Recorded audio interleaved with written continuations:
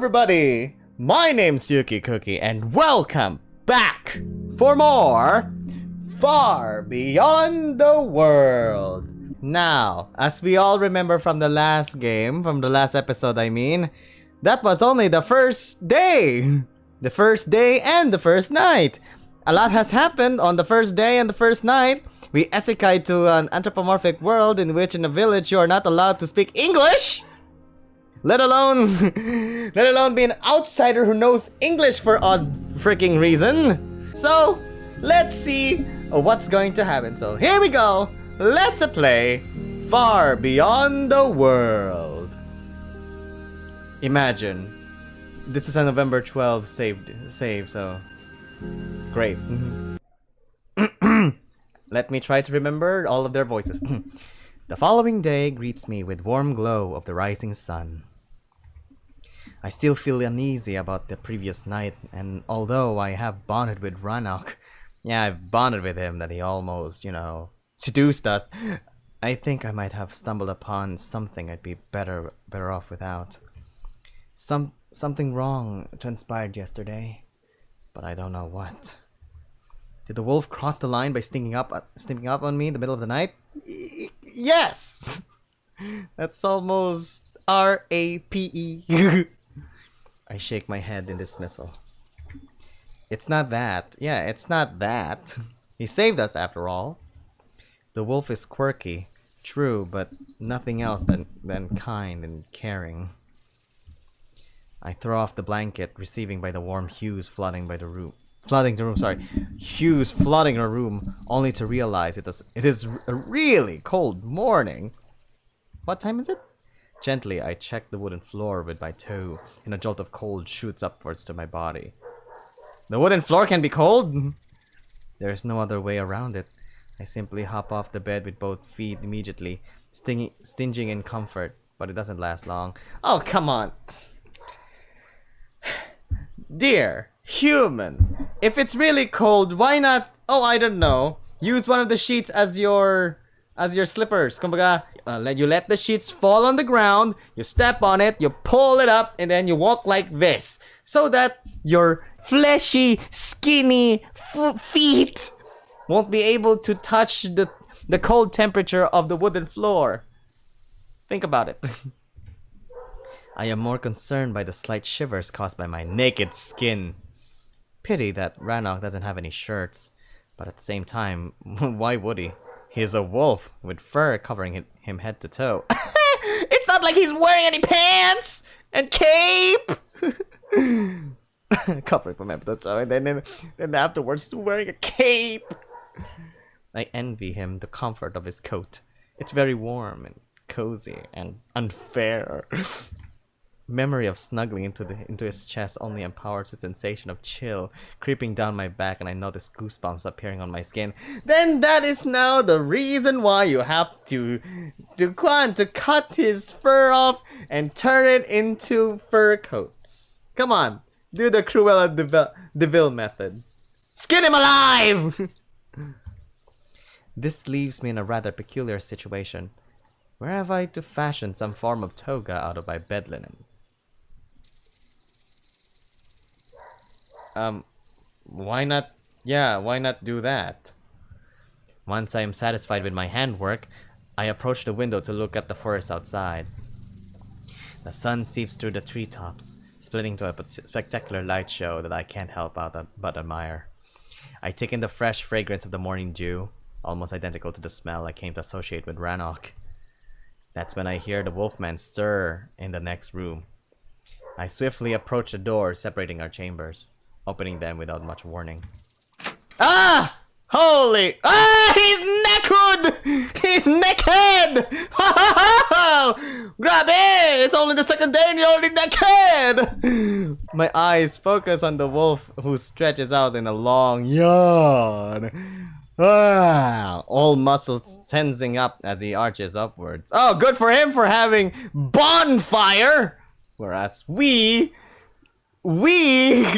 get to sleep in the nice warm bed, and then when we woke up, it's freezing cold. He is completely nude and And try as I can, I do not divert my gaze from his bulging sheath donned by two furry balls swinging heavily beneath. Yeah, apparently.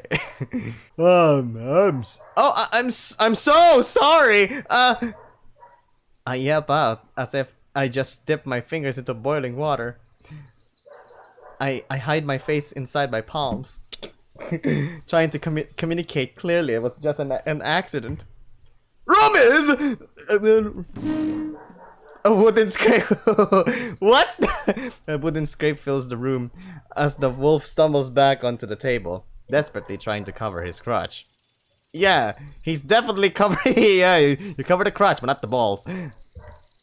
I turn away, clenching my teeth in utter embarrassment. I should have knocked. I hear the males scramble about, with the distinct shriek of the table moving along the wooden floor as he tries to get his loincloth on. I didn't mean to. I mutter apologetically, but quickly feel a surge of anger rising within me. Why are you sleeping naked? Sweetie, you're in a village full of wolf people. That's why are you still questioning it? They have freaking fur. Of course, this is his house. Why are you questioning it? What do you? I know you're just living here for a day, but don't question why he's naked. I think I think the real question is, why didn't he give us bonfire? That's the real question. I call out, still avoiding eye contact and shielding my field of vision with a hand. Wait, now that I think about it, why are you complaining about him being naked? Isn't that a dream come true? Why aren't you? The male responds nonchalantly. I can't think of a riposte? Really? A riposte? This is not fencing. You can say a rebuttal, not riposte. That wouldn't imply I don't trust him. Even if he has a creepy habit of staring at people in their sleep. When he's drunk, my covers remained where they were. I groan in annoyance. Are you decent? Just a moment. He seems just as embarrassed as I am. I'm sorry I barged in like that. It's fine. I'm good now. Ah, good. He's now wearing his loincloth. The wolf responds. No, stop comparing now. The wolf responds, allowing me to finally face him. He isn't good enough. Ah! He isn't good enough! Sorry. He isn't good, though. What do you mean he isn't good, though? He is good. Look at him. I mean, he's the half part of the moon, brother. All he has on him is in his ridiculously skimpy loincloth, which barely covers his protruding bulge. Oh, what's the problem? I mean, what's the problem? If one of these people are on your shoes, they won't be looking at his face. They'll be looking down there. I try to avoid looking at that area by diverting my gaze upwards. The gayness is showing, which is as much as a mistake, as I end up staring at him up. Okay. I admire the way his upper body is sculpted, his musculature on full display. It is alluring to gaze at such a hunk. What? It is alluring to gaze at such a hunk. Ah, yes, of course. Your gay radar is off the charts. You'll be like, water! I need water! And as much as I want to fight it, my body reacts in the most predictable way. My mind's telling me no! But my body is telling me yes! I feel a slight tingling in my nether region and my pulse area, and my pulse rises. God, I need a distraction before my entire face paints red. I smuggled some food yesterday at for your breakfast. I don't want you to go hungry. He points awkwardly to a small wicker basket in the corner. Obviously, where is it? It's not there. Oh, here it is! Obviously picking up on my distress. At moments like this, I envy the beast men. Huh? At moments like this, I envy the beastmen their fur coating. What? Grammar, please. At moments like this, I envy the beastmen for their fur coating. At least they don't announce their embarrassment to the whole world as humans do. Like, I'm naked, so I'm happy. I walk around naked and I'm glad. I'm super. I quickly approach the basket and look inside. Oh, bread. Oh, water. Oh, what is this? Plums. Smells like our balls. Were you rubbing your balls on the plums? Yes. There are 6 eggs. 6 eggs. 2 thick slices of pork and some bread. Hey! Breakfast! You know, if there's rice there, if there's rice, that's already a typical Filipino breakfast. I smile, realizing this is a universal breakfast that you can get. Okay. Would you share it with me? I asked absent-mindedly. I'd enjoy cooking for us. You can cook? Rannoch's eyes widen in surprise, but quickly his expression changes into a smile. If you're offering. He points at the hearth. He meant this, which looks as alien to me as he himself does. In all honesty, I have no idea what I'm getting myself into, but anything is better than lingering in this awkwardness. Do you know how to go about it? Ah, of course! It's because I'm an Italian! We know how to use the brick oven! Mamma mia! I look at the stone fireplace, trying to figure out how each of the prongs and spikes plays into the whole rustic cooking experience. Okay. I'm a fast learner. I smile, approaching the hearth with confidence. And then I'll be like, you fucking donkey! I can feel its warmth embrace me, gently kissing my skin wherever it's exposed. It is a welcome sensation in this otherwise cold morning. Eggs, bacon, and toast it is! I say with a wide grin as the wolf's ears perk up and his expression lightens. Hey, Rannoch, do you like boiled eggs? I have to say, I like your newfound confidence. I smile back at the male, feeling thankful to have someone as positive and supportive as him taking care of me, like my mom. Well, now that I kind of understand what's going on, I cut off once I gaze back at the hearth and my smile disappears. How one would even go about making breakfast in this living museum?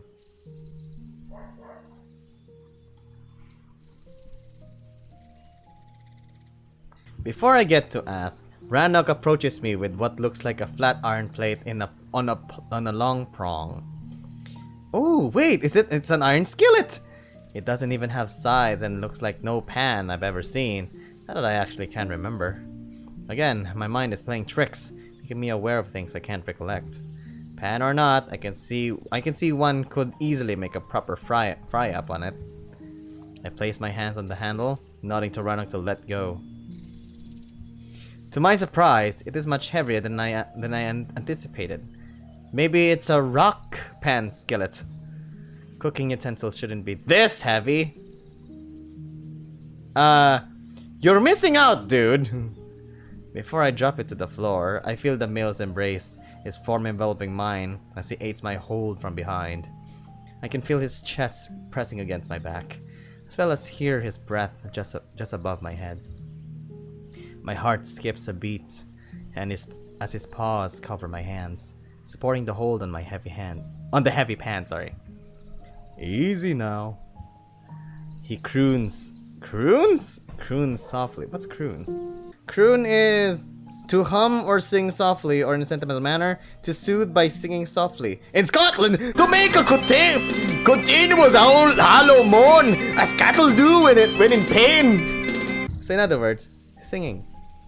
He hums softly, in other words, helping me to properly hold the pan above the fire. I am frozen! I just managed to calm myself down, and this is again sending me to the edge. He's the edge of glory because of the bulge in that loincloth. Perhaps I should hold it, while you take care of the rest. I nod hastily, wanted to get out of the embrace. Feeling his fur, his form against mine is more stimulating than I expected. As I untangle myself from his embrace, I rush towards the wicker basket. Part of me is angry that I dismissed the moment so soon, but I do not have the courage to face the embarrassment of getting aroused in front of him. Not to mention it feels all sorts of wrong. It's not much, but that's all I could scrounge up, he says almost apologetically. Well, it's plenty enough for me. Yes! I give him a reassuring smile and grab the wicker basket, letting it rustle merrily with my step as I bring it forth to the hearth. The wolf does a good job of securing the pan inside the fireplace. Hey, wow, look at that! Hey! You know what we can make here? We can make a crepe here! I watch as the flame embraces the rim of the iron plate, dancing merrily along the edges. I notice a large two-pronged fork resting on the mantel above. Reaching with my hand, I grab its handle and use it to carefully move a succulent slab of pork into the pan. Ah, this reminds me of House Moving Castle. I was right!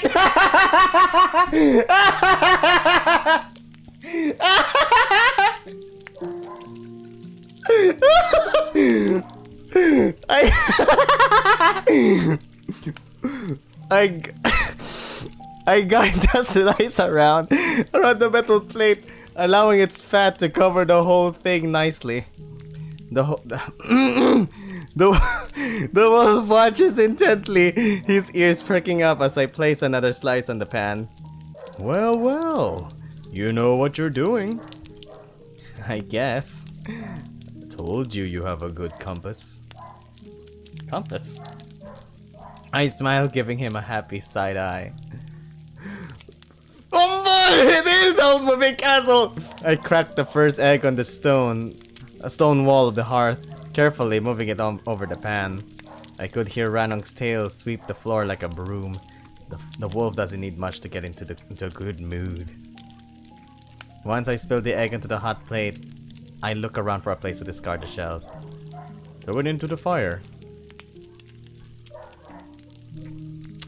This is House Moving Castle. Oh my god, I just thought of it and it is. Remember that one scene where Howl just cracked egg and then he threw it to the fire demon so that he can eat the eggs? Ah, Juska. The wolf says softly. Makes for better fertilizer. Fertilizer? We use the ashes to enrich the soil. The wolf explains, helping me with the remaining eggs. Huh. I learned something new. We cracked the remaining eggs one by one, watching our breakfast sizzle. Oh wow. 1, 2, 3, 4, 5, 6. Good. It looks gorgeous with the red pork slowly browning and eggs setting in tight. The smell is amazing, but I realize something is missing. Secret sauce? Do you have any salt? Salt! But pork is already salty. You don't need salt. It just makes the whole food very salty. Salt? The wolf looks at me with an amused smile. First a mirror, now this? I start to think you might be a lost human noble. Wait. Are you saying that salt is a luxury in this place? Wow. We humans do have good life. As if. I grunt through a laugh. Then again, maybe I am. No, you're not. It definitely wouldn't be any crazier than talking wolves, now would it? Once everything is fried to perfection, Ranok moves the pan onto the table. The flame dances happily, filling the gap where the pan smothered it, returning to full glow. I sit with my back to the fire, enjoying the warmth of the hearth and the radiating heat of the pan. And there it is! It needs rice! It needs toast! Why can't you not make toast? I feel so snug, completely forgetting how dreadfully cold this morning is. Rannoch cuts the stale bread into a few slices and impales them on a spit? And impales them on a spit? What? Want to wash up while they roast? He asks, pointing to a wooden bowl standing on a cupboard in front of the table. I suggest you go first, as I intend to leave lots of fur behind. The wolf smiles awkwardly while splaying out his arms, once again inviting me to inspect his musculature. Yep, that's a lot of fur, alright. I reluctantly move away from my seat toward the bowl, not really keep on leaving the warmth of the fireplace, but also not wanting to come across as unhygienic. Ah! As I stare at the bowl, I noticing my distorted reflection. I can't help but feel this is just bare bones. I don't know why, but I know I will have to figure out a better way to get clean down the line. For now, however, this will have to suffice. I dip my hands first, quickly shuddering like... Please, sir, may I have some more? Fuck, it's cold! Really? It's cold? Why can't you just do this? Look, let me show you how to properly wash your face. Ready? Okay.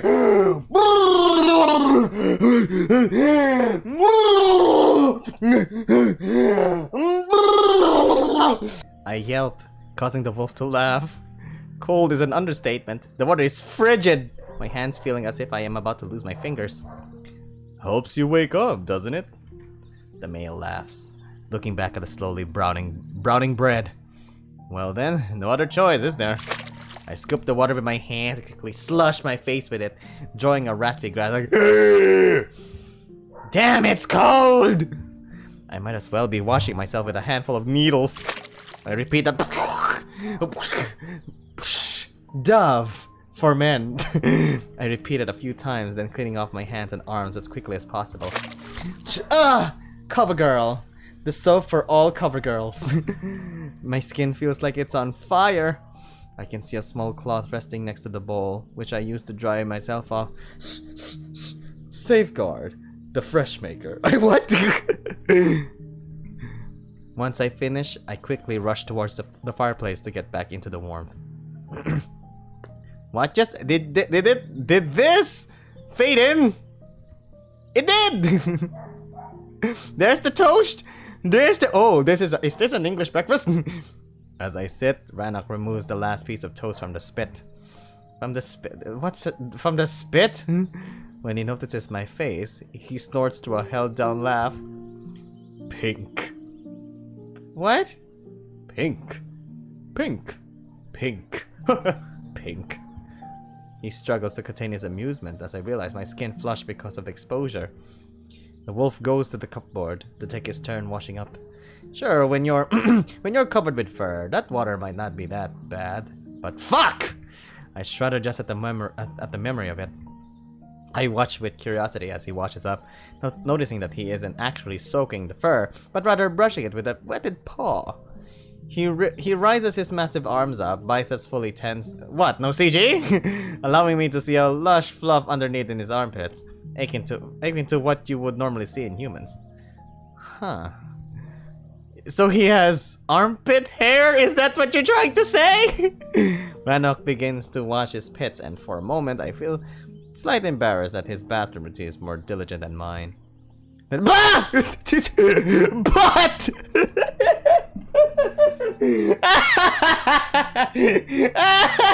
but oh, Rannoch, you're but Rannoch.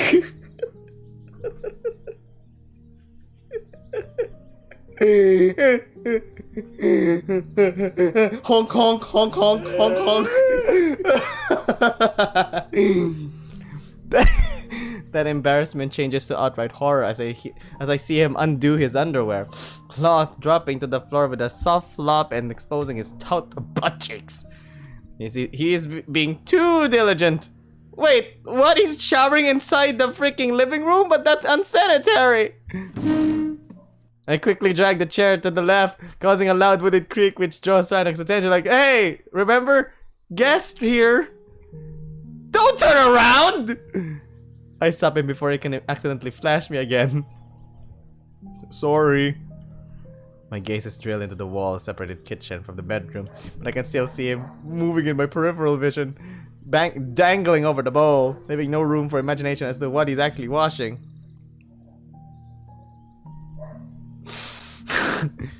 I shield myself from the view. No! No! Shield your eyes! No! Shield your eyes! I shield myself from the view with my hand and stay like that until the wolf sits back at the table. I'm glad I've washed first. I'm glad I've washed first, or else I need to wash it again. I mumble in annoyance. I wouldn't want to splash myself with this bowl tea. Ah, this looks nice. This looks nice. Kind of you to wait, but as I said, this is more for you than myself. I regard the male as he pushes the plate toward me. Wait, don't we have a lot of meat from last night? I'd like to share. I won't be able to eat all of this anyway. I look around the room to find some utensils, but it didn't seem like there were any on display. Sweetie, use your hands. Do what we Filipinos do. You scoop it up. Make a sandwich. Something's wrong? Something's wrong, man? The wolf asks, seeing my gaze wandering around the room. How do we eat?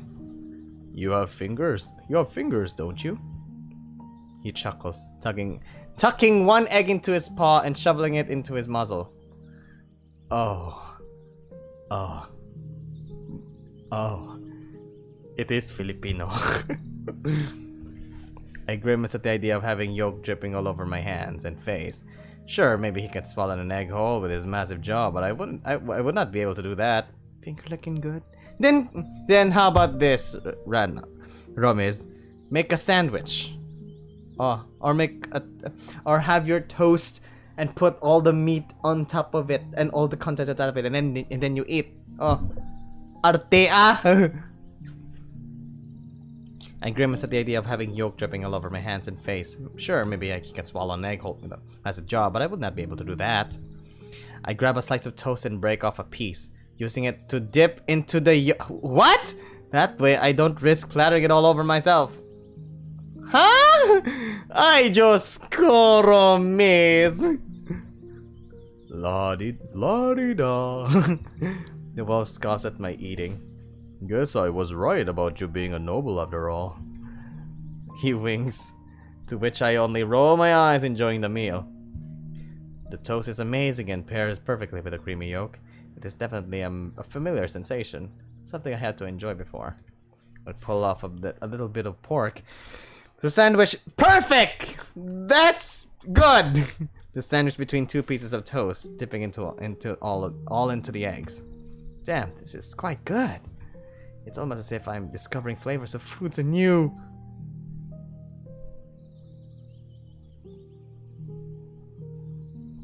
Huh?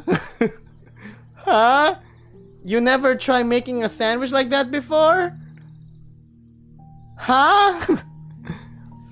As I fashion another such bite, I notice the wolf looking at me with a curious smile. Instead of eating it myself, I instinctively offered a piece to him, which catches the wolf by surprise. Again, I hear the swinging of the tail and my smile widens. Rannoch opens his muzzle and gently takes the food from my hand, careful not to bare his fangs at me. I struggle to contain a blush as his lips delicately envelop my fingers. And I notice myself, I notice my left leg began twitching in rhythm with his wagging leg. Not bad. He smacks his lips with a cheeky grin. I laugh quietly and go back to eating. My thoughts wander off as we sit there in silence. Rannoch is really, really kind and supportive, but there's something about him I can't put my finger on. He's gay? Everyone's really cautious about me. But you're the only one taking this in strides. It's just the way I am. He shrugs with a weak smile. Maybe, but you've been extremely friendly towards me. I'm always friendly. But this is different. This is unexpectedly super friendly. He smiles, gulping another egg in one bite. No one's always friendly.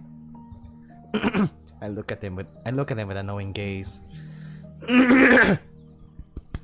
He's hiding something, and if we are to have an open conversation, I want him to be honest. Oh yes, let's do Ace Attorney this shorts. Let's investigate, shall we?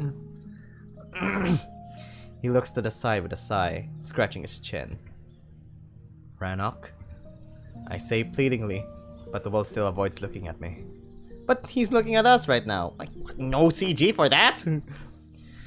At the very beginning, just before you untied me, you said to Vol that you need me to trust you. Why? Still nothing. I want to trust you. I do. But you also must trust me in turn. Why do you care so much about me?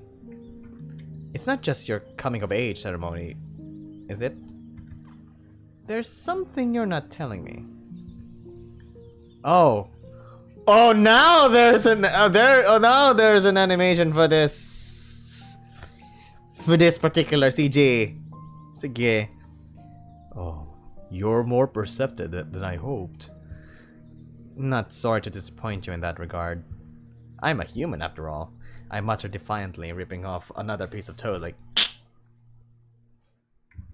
He scoots over ever so slightly. Enough, however, to draw my attention to it. The day before my ceremony, I prayed to the ancestors and to Aluna. I asked them for clarity and guidance, to know if they approve of my vision for the future of our tribe. Your vision? What do you mean by that? Before long, I will become the next chief, and that will mean I'll have to stay here until I will be laid to rest beneath my tree. Before that happens, I want to see the world, to explore and experience it for myself, so that I can learn and become better than my father and all those who came before him. How do you know you'll be the next chief? Is it hereditary like a monarchy? I ask, dipping the toast in yolk and chewing it on it idly.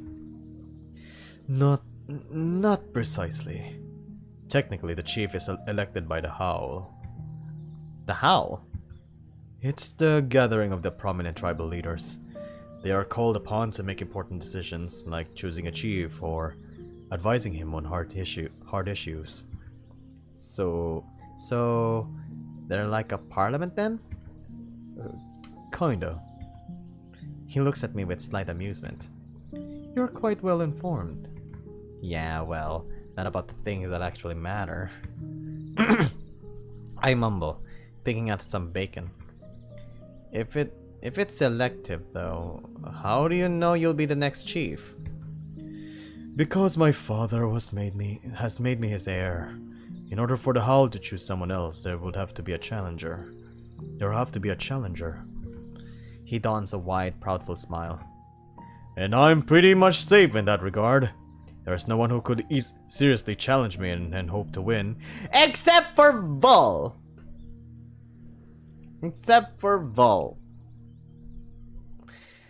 He's the only one, apparently! Vulgar could. Yeah, exactly! I say cheekily, biting on another piece of toast, dipping in yolk like a Vulgar could. He narrows his eyes at me with a smirk. Vol doesn't want to be chief. Lucky you. I continue to tease him. I could take him down, you know. Sure you can. Sure you can. He says defiantly through a grin, and I just flash my brows like, I could. The wolf growls playfully as his tail wags. If you say so. I finally chuckle, seeing his mild indignation. So, you want to become a better leader. That's understandable. But how will traveling help you accomplish that? My people are dying out, holding on to an antiquated way of life. They're trying to preserve a piece of a world that no longer exists, while the rest of Avalon seeks to build a better future together. I might not trust the Tigers. I might not trust the Tigers, but the Alliance of Tigeran has kept the continent at peace for centuries. Well, for the most part. Maybe the Tigers have something, you know, under the table, if you know what I mean. I roll. Look at that! He really did dip the freaking toast on the freaking egg. I roll my eyes. You did kind of go to war over. Ronak flicks his tail in annoyance, giving me a stern look. Oh, okay, Jesus. Oh Jesus! Apparently, I struck a nerve. He obviously finds the subject irritating. I wish you didn't treat me this so lightly. I wish you didn't treat me this so lightly. That war was an outcry of a species who simply will not roll over and die. It was our last-ditch attempt. It was our last-ditch attempt to prove to the rest of Avalon that we are still here, and that we are to be treated with respect. His words are empty. I snort a respect. What about the tiger who paid with his life for a simple mistake? Where was respect in that? You said yourself. You said to yourself, you would have killed me if. Stop. He cuts me off with a pleading tone, but I can't stop. Not after he admitted that I would pay with my life for any potential damage to his tree. No! Where would your respect be in killing me over something so silly like a damn tree? Oh no, this person doesn't understand apparently. I finished my unexpected rant. My heart rattled even enough to even make me wonder what the hell just happened. Rannoch takes a deep sigh, looking at me with a hurt expression. I can clearly see he doesn't want to even consider a possibility of having to kill me, but that thought will always stay with me. Those trees aren't silly. Yes, I know. They're graves or something, but you won't bring back the dead by killing the living. He looks at me with a painful expression, almost as if he pitied me with my ignorance. Without the name trees, our souls are condemned to the final darkness. We're gone the moment we draw our last breath. Final darkness? Death. Duh! So, you don't believe in the afterlife? He scoffs, looking at me as if I were a naive child. Wow. Naive. There is no life after. This world is all there is. Once your light is extinguished, the final darkness falls upon you, and that is that. Ooh. Apparently the way they understand about afterlife is just that, darkness. But he didn't thought the possibility that there may be an afterlife. Just saying. I cringe at the description, feeling almost familiar with it, as if I lived it. If one can live through death. That's why the trees are so important. They allow us to cheat death, if only for a little while. And you believe that? Because that's their religion and their belief. Come on, Ramiz! I know that. You can't know for certain what happens after death. I scoff. I understand the significance of name trees, but it's still just a belief. Killing people because of your faith is wrong. Yes, regardless what you believe in. Especially if according to you condemn them to oblivion. He sighs in resignation, looking away from me. Perhaps you will never understand. An awkward moment of silence falls over us, as we sit there uncomfortably. I almost want to laugh at the absurdity of it all. Okay, Joker. I'm sitting in this strange cabin with a talking wolf, debating afterlife and ethics of capital punishment. But at this point, I decide to simply roll with the punches. Was it really worth it, going to war? No war is worth the strife it causes. But we did prove our point in Tiger and left us alone. So far, the Tiger seems to be more level-headed in all of this. Maybe. Rannoch shrugs, finally facing me. But it weren't the Tigers who got robbed of their land. It's not their people and culture that began vanishing over the centuries. Perhaps that's why they can't afford their moral high ground. Beware the wounded wolf. Huh? He looks at me surprised and I simply shrug. It's just an expression, I think. Beware of the wounded wolf. What does that mean? The wolf laughs awkwardly at the remark. I'm not sure if he took it the right way, though. The past is the past. No point fretting over it. Maybe. Although, as someone who can't even remember the day before yesterday, I can perfectly understand the need to hold on to the past, or whatever's left of it, sorry. I pull my knees up on the chair, wrapping my arms around them. But I can also see our point.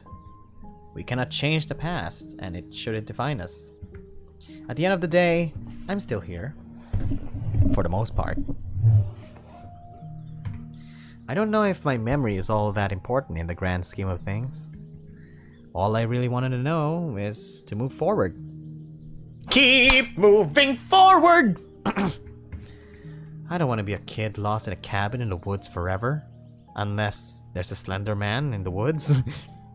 Yeah. He smiles, looking at me with an almost proud expression. And neither should my people. Which is what we essentially are. A bunch of wolves stuck inside their cabins in the woods. The only way to move forward for them is to join the other kin in their endeavor. That's what I want to do as chief. He pumps out his chest with a proud expression, which draws a smile from me. It's nice to see someone so determined and confident. Someone who has their life and goals all figured out. I think it's a good policy. Oh? United we stand, divided we fall. Together we climb to the top of the world. We can be what we want, all the world to see. 'Cause we are the children of yesterday's dream. He narrows his brows with a cheeky smile. Look at you, quoting wisdom out of nowhere like a shaman. I'm listening to songs. Did you know, when they say why?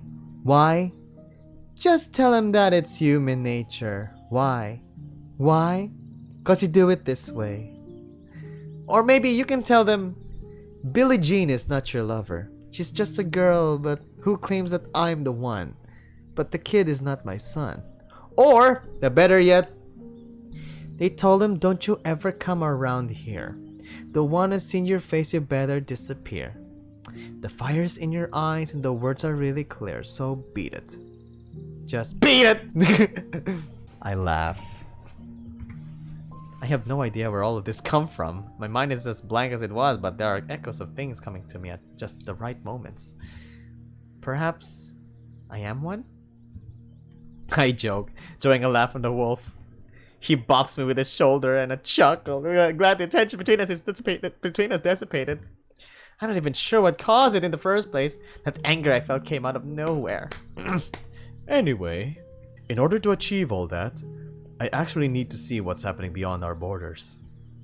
If I want to unite my tribe with the rest of Avalon, I need to see what Avalon became. And I can start this quest by bringing you home.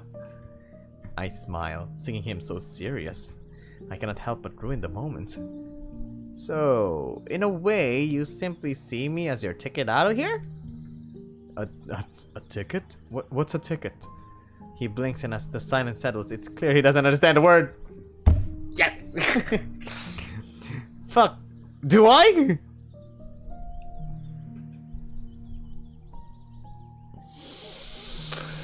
I'm both, Lord. An excuse? I propose and he thinks it over eventually, nodding reluctantly. Yes, in a way I do. But there is more to that. I asked the ancestors for a path. A path other than what the tribe will normally allow me. A path that would lead me to places none of our wolves ever visited before. And then I found you. He smiles, placing a paw on my hand. A human, with no humans around for thousands of miles. At the moment I knew, you are the path I wished for. Not only did the ancestors answer my prayer, they also gave me a sign that my plan for our tribe has their full support. And the first step on my journey to become a worthy chief is to deliver you back to your own people. I look away at the window, lost in thought. This explains a lot of his endeavor. Of his behavior, sorry! Why he's so unfamiliar and friendly. But I remain unconvinced. Sure, all of this is quite a coincidence, but at the same time, I'm not a path. I'm not a path. I'm an obstacle! I'm just a lost person in the woods or just asleep and waiting to finally wake up. Well, I'm glad it's you who found me. I truly am. Had it been Volgor, I wouldn't be sitting here having these conversations, that's for sure. Unless... I still don't agree I am a path, but at least I understand what you want your path to be. And I will gladly walk it with you. I smile, happy to know I'll have him as a companion on my way home. If I remember where home is...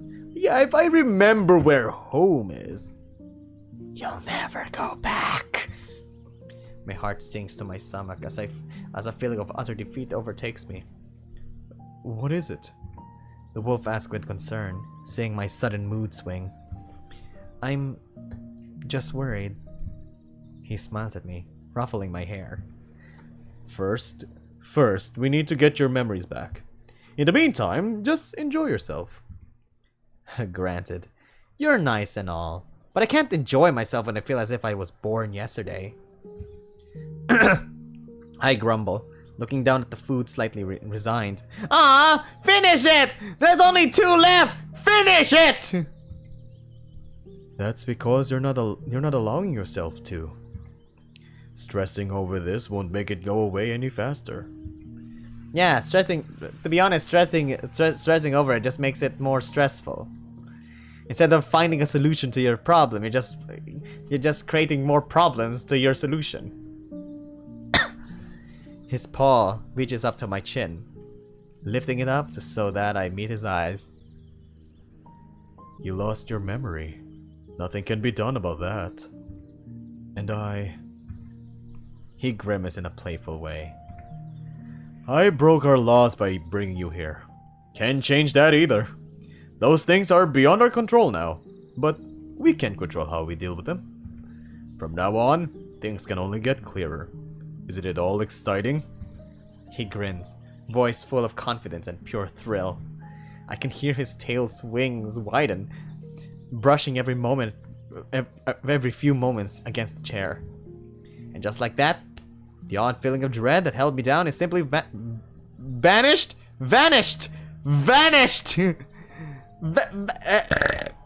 It's vanished! And just like that, the odd feeling of dread that held me down is simply vanished. Gone without a trace. Banish is different from vanish. I sigh with a thankful smile. I guess you're right. Of course I am. Since when was I wrong? He laughs. A week ago, I was just going about my boring daily life, and now I'm having breakfast with a human. It's so exciting. He leans in. What are the odds?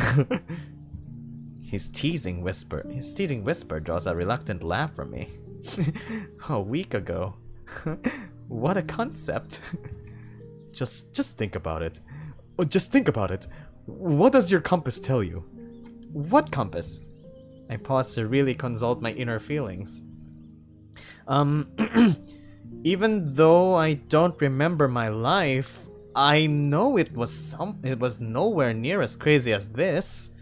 I know, right? I finally replied with a chuckle. See? That's a good thing. That's a good thing, right? Right? I finally nod through a smile, eating up another piece of yolk bread. I guess this is an adventure of sorts. Something out of ordinary, and if that's the case, I'm glad to share it with him. Somehow, this wolf makes me feel as if I could face anything as long as I have him at my side. Also, his reaction suggests to me he was rather lonely before I showed up. He pretty much revels in my company despite me not being the easiest of guests or cheeriest of people. Then again, from what I heard so far, I can't blame him. Their lifestyle feels more like something suited for a penal colony than anything else. No wonder he finds my company so enticing. We continue eating our meal in silence for a while. Ranok clearly just enjoying himself, while I contemplate this whole situation. Yeah, that looks kind of weird. I realize that the shadow that stalks the recesses of my mind isn't even there when the wolf is around. It's almost as if Ranok banishes it completely. Now that's how you use banish! He has this uncanny ability to calm me down, even if it doesn't make any sense. So in other words, he's just a ray of sunshine. It's a very comforting thought. Thank you again for saving me. Don't mention it. I nod quietly. I don't think he quite realizes what I meant. He saved me in more than just one way. Without him, I don't think I would be able to deal with all of this as well as I do. Oh, and that's done! I recline comfortably into the chair, just enjoying the warmth of the hearth, but it doesn't last too long. Ranok! It's me! Get decent! We can hear Varys' muffled voice from behind the door. I look at the male confused. Did she also walk in on him in the past? It's your cue. Hide. Oh. I nod in understanding and rush back into the bedroom. I close the doors behind me, putting my ear against the wooden planks. Come in! I hear Verissa enter the cabin, accompanied by a set of heavy footsteps. I assume it's Vol. The sound of the other doors closing barely reaches my ear, when I'm pushed away with the force of the bedroom door swinging open. I'm squished into the wall, struggling to keep the doors from crushing me. Where is he? Here, I mutter as the doors pull away from me. I can see Verissa looking at me with an impatient gaze, holding some sort of a small wooden container. What are you doing? I was hiding. What a fine job you did. What a fine job you did of it. She scoffs, waiting for Ranok to join us. As he closes the door, oh wow, shit! Oh, no, sorry. He's decent, yeah, good. As he closes the doors behind him, he regards his friends with an expectant gaze. Well, what is the plan? As much as I hate it, we're going to follow your initial idea. What? What? The wolf blinks and I share his confusion. More so since I can see a barely contained smirk behind Volgar's stone-cold expression. I thought you said the whole sanctuary thing was a wash. Yes, but there are two things we can do to make it less so. What things? You're going to love it. I don't like the way he smirks at us. Like, look at this. Look at this. I don't like the way he smirks at us. This doesn't feel good. I'll just put myself in. This doesn't feel good. The way he smirks like that is like, no! I feel nope! Finally, the black male allows the smirk to stretch across his muzzle like, it feels uncharacteristic! It unsettles me a lot. Stop being cryptic and simply spill it out already. Marissa doesn't say a word, clearly not comfortable with whatever they had come up with. But I can see Vol's gaze drill into me, and as he narrows his eyes, it finally dawns on me. Oh no. Wait, you said only gravely wounded can... Oh no! No! I cut off as Volgar arches his brow in a satisfied smile. What? Mm-hmm. We need to fix this little lapse in our argument. I feel my heart sink into my stomach and I automatically move towards the bed to sit down on it. I hear a growl brewing inside Ranok's throat, his hackles rising as he widens his stance. You're not suggesting what I think you're suggesting!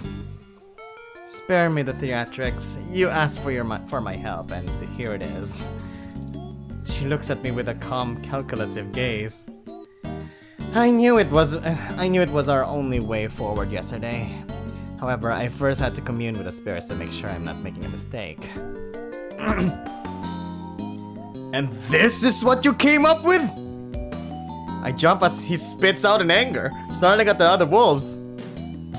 Vol is right. You're high. Vol is right. You're high as a fucking kite. I hear a melodic growl rise from the female. She only gives Ranok a side eye. Oh, this is intense. It needs to have an intense music. Watch it! She utters softly through her fangs. It's either this or the human gets killed. I will not allow it! Then we will report you to the chief and simply end this madness. I think that's an even worse idea. The female waves her paw dismissively. I cannot help you if you're not willing to listen. I try to contain involuntary shivers rocking my body as my heart races through my chest. I don't like this idea. Why can't you just, put makeup on me? They aren't here to discuss options. It's an ultimatum. I can see Ranok getting more and more rattled and I wanted to avoid another brawl. Ranok! I struggle to speak through my clenched throat like... It's fine. It's fine.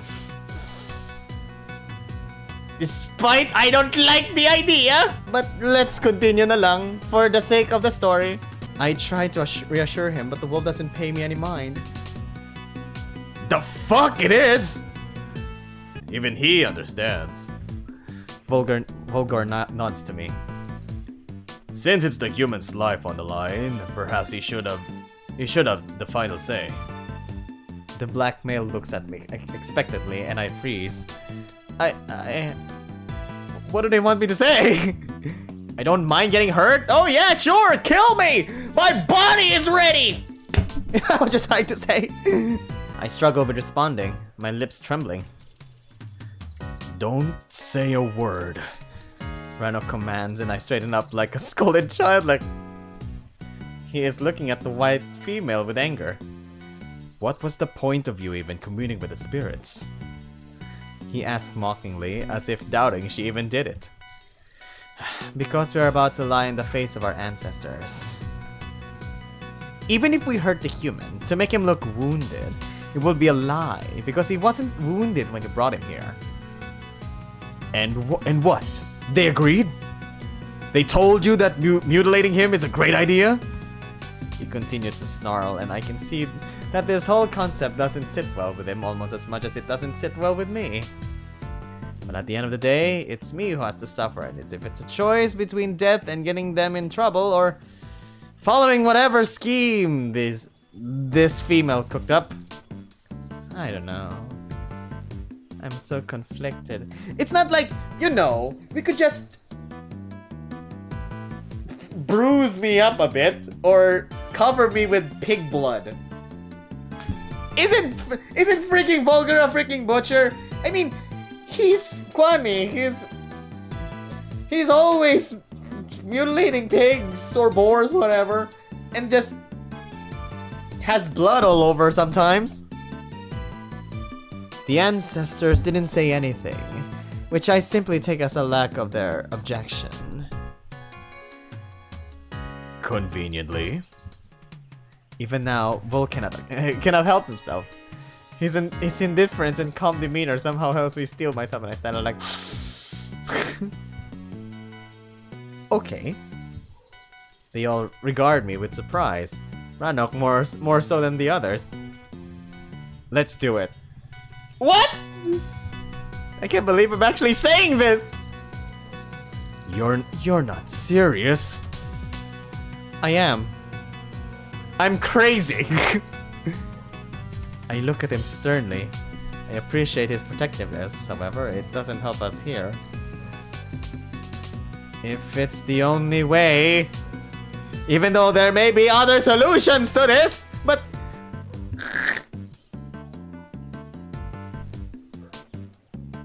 Why can't Romans just act it out, you know? I look to Verissa as she winces in discomfort. Trust me, if there was another... I know. I nod. I believe she would not have suggested this if she had a better idea. After all, she is pretty adamant that she saves lives, not endangers them. I approach the white she-wolf with a reluctant step, stopping just a few paces away from her. So, what are we talking about? I look at their serious muzzles one by one. One of you will maul me?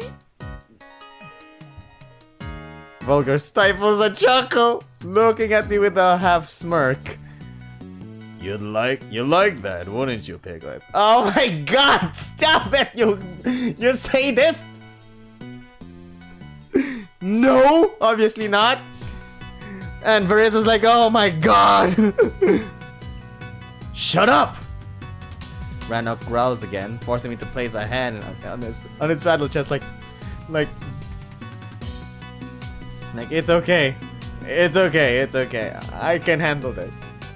Even though it pains me to do it! Ramis, this is... I move my hand to his muzzle, cutting him off. His outburst... Oh god. His outbursts aren't helping, and I want this to be over with. So... what then? Verissa looks so vulgar who pulls out his dagger, pretending it to her. No!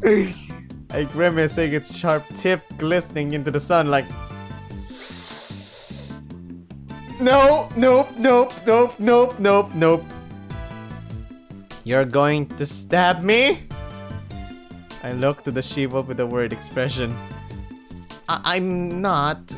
I don't have enough experience to not actually hurt you. As a shaman, I took an oath. Does it have to be that big? So did he, and I'm sure as fuck not gonna do it. I didn't ask you. Vol is the only one who can do it safely. I mean, he is a butcher, so he must have known some methods. The black male regards Verissa with slight discomfort. I did swear on my moonstone not to hurt the human. The point here is to... Man, I'm so angry at this scene! The point here is to do the exact opposite. To make it look bad, while it being nothing more than a flesh wound. I wonder how they will pull this off. You're not going to be hurting the human. You'll be saving his life. That's the opposite of it! Then how will you stop the bleeding then? Do you have a cloth ready? You're playing semantics! Now it bothers you. He snorts. I think this will hurt me no matter how you will dress it in words. I mutter with resignation, glancing to Vulgar. The black male is quite calm, its expression not entirely cold and almost sympathetic. Or perhaps I'm just seeing what I want to see. No, he cannot be the one to do it. He gets carried away way too easily. Rannoch, you're obviously too emotionally involved in this. You will either botch it up or make a completely unconvincing scrape.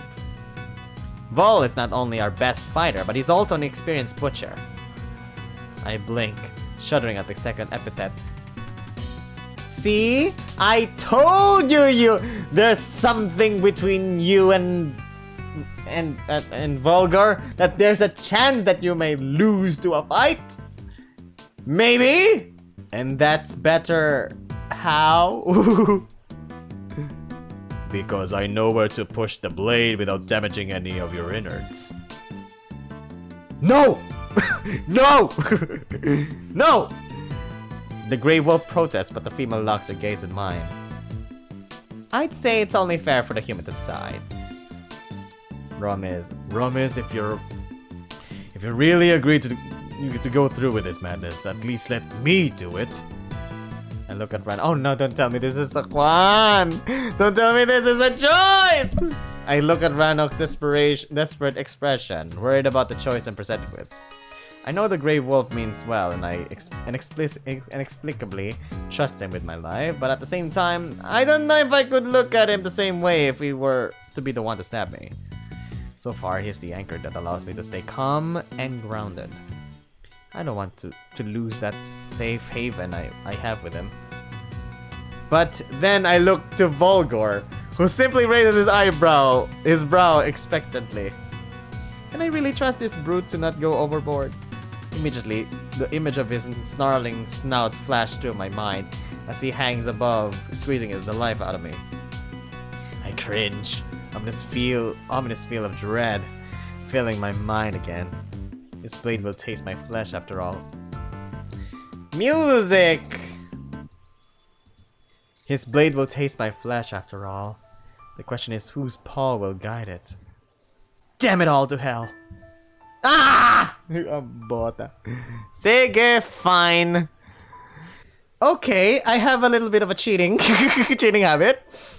And apparently, based on the choices, there's a +1 when choosing Volgar here. If I pick Ranok, there's a knife equals 1. What does that supposed to mean? Well, I mean, if in this situation, I do trust Volgar because he is an expert butcher, so I say, yeah, let's go for Volgar. I'd rather have Volgar do it. Romiz. I approach the Grey Wolf with an apologetic gaze. I can see he's taking it the wrong way, but that he feels I don't trust him. I gently touch the side of his muzzle, petting him reassuringly. I don't want to associate you with being stabbed. He narrows his eyes, look at me, unconvinced. He already choked me. What's one stabbing going to change? I try to make him laugh, but he simply looks away. Volgar is the one who chuckled at the remark, causing Ranok to idly growl. This is fucked up! I laugh nervously. You only noticed this now? Things been crazy around here ever since I woke up. He sighs, looking at me with sad eyes. I'll make it up to you. I promise. I'll make it up to you. I promise. I know you will. Or that he will at least try. Not sure how one can make up for a stabbing. Ranok pushes past me and squares off with Volgar, looking the other male right into his eyes. If you fuck this up... Relax. The kid made the right choice and you know it. Have I, though? I feel the black paw land on my shoulder, drawing my attention to the larger male. I grimace as Volgar winks at me. Get the moonshine. Gotta do this right. Ranok nods reluctantly and disappears to the other room. He returns shortly with a clay bottle on his paws. The Grey Wolf removes the cork with his teeth, causing a hollow popping sound. I can feel a boozy smell from where I stand as he passes the bottle to Volgar. Here. The black male pushes the bottle towards me and I look at him with confusion. Take a deep, long gulp. He says almost indifferently and I grimace. The smell is making me woozy. This is some other level shit! But I am about to be stabbed! I reluctantly look at the blade tucked behind Volgar's belt and swallow heavily.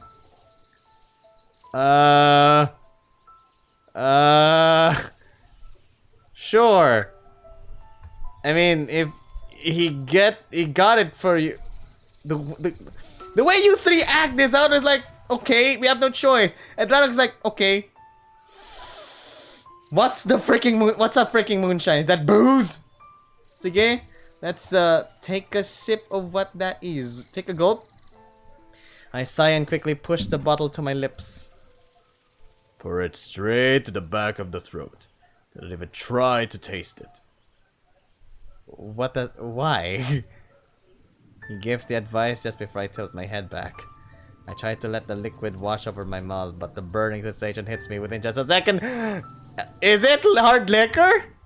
I cough like a drowning man, spitting out some of the alcohol along the way. It is liquor! The black wolf scoffs with amusement, quickly pushing the bottle back to my face. You seriously need to take more than that! Actually, this method is kinda works. You don't have anesthetic, so the other way to help ease the pain is to drink booze. Apparently. Yes, actually, yes. Trust me. I nod, taking another deep breath. The smell of this concoction makes my head spin, and it takes me a few more moments to muster the courage.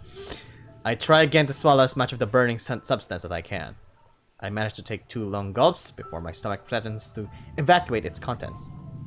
I smack my lips as I push the bottle away, taking a few rattled breaths. Fuck! It's disgusting! Volgar takes the bottle away from me and pulls his dagger out. I look at it reluctantly, seeing as the wolf douses it with moonshine. He passes the blade to Ranok to hold for a moment, while he approaches me and touches my makeshift yoga. Toga! Yoga! Makeshift toga! Sorry. I feel very awkward about this brute undressing me, and when I hear the linen fall to the ground, that sensation is empowered. I don't know if it's the booze already hitting me, but I feel flushed, and despite the cold air, my face is burning hot. Okay, you're getting a little tipsy now.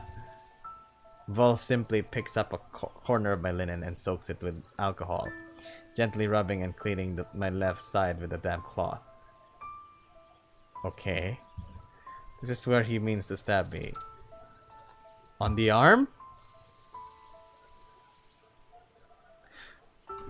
No, here? No, sorry, here? No! You're gonna hit the kidney! This is where he means to stab me. I feel my heart race, my breath rattle, my vision blur. I can see he knows what he's doing, but it's going to be okay. He whispers softly, obviously picking up on my increasing heart rate. I made a promise, didn't I? He looks at me, holding up his moonstone to my face. I cannot be sure if I'm not imagining it, but I can see a subtle, reassuring smile on his muzzle. I take a deep breath, seeing as he retrieves his blade from Ranok. The grey wolf has a worried expression with ears folded back and his tail tucked. I'll be fine. I mutter towards Ranok, who nods reluctantly. It's almost funny that I try to reassure him just before getting stabbed. I feel the black wolf grab my shoulder and stumble back in slight panic. Shouldn't we wait for the booze to kick in? It will kick in when needed. His large muscular arm swoops behind me, pulling me into an awkward half embrace. Do you want a gag? Yes! Please! He asks softly, but I shake my head. No! Oh, you're gonna regret this! Oh, you're gonna regret this! I remember what he used last time. Besides, I feel that a gag would only make this whole experience much more terrifying. Actually, no! What he meant is that you needed something to bite on so that when the time comes, you have at least something to bite on, because it will be very painful. You cannot scream. Exactly! I nod nervously. You should have gagged him, it's easier. Okay then. Rest yourself against me and do not move. I sigh and push my body against his form. It almost feels like leaning against a wall covered with fur, each of his muscles hard like a brick. His left paw holds my back, pressing me harder into his torso as I rest my head upon his chest. For the first time I get close enough to feel his scent. It smells of tree bark and earth. A very manly smell to be sure. I can hear his heartbeat slow and ready, almost as if he were sleeping. Not a hint of stress or hesitation. It allows me to steel myself for what's to come. Verissa, you need to watch this. This is gonna be funny.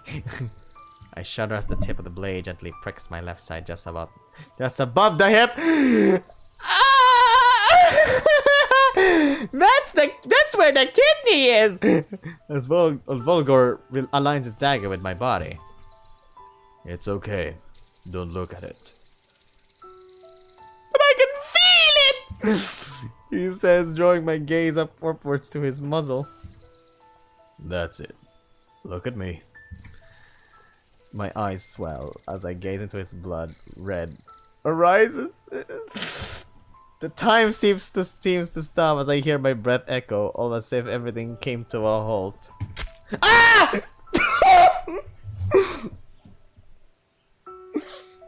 In a split second, I feel a hard, wet punch to my side with a cold metal handle pressing against my skin.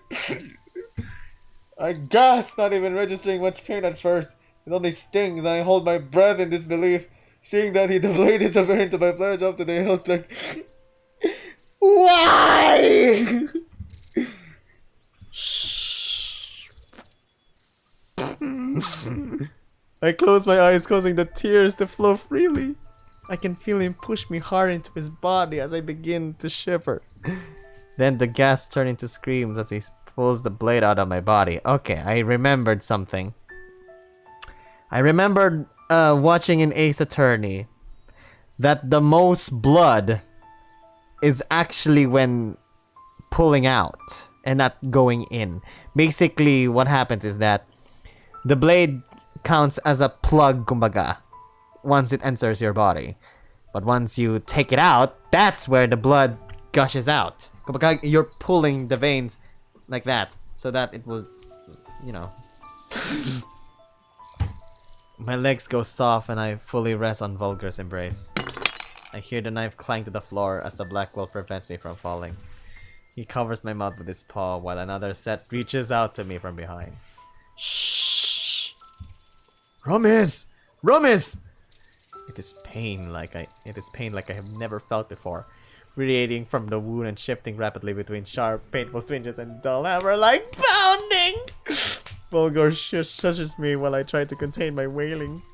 I keep hyperventilating with his paw still covering my mouth. Ah! I open my eyes, meeting their worried gazes. I try to reach my throbbing side, but Verissa quickly rushes in and pushes my hand away. Don't touch it! She scolds me, carefully inspecting the wound. Just look at this. I just look at the ceiling regarding the same planks I looked at the night before. I close my eyes, crying out in another surge of agony, severe pain radiating from within the wound. It's fine.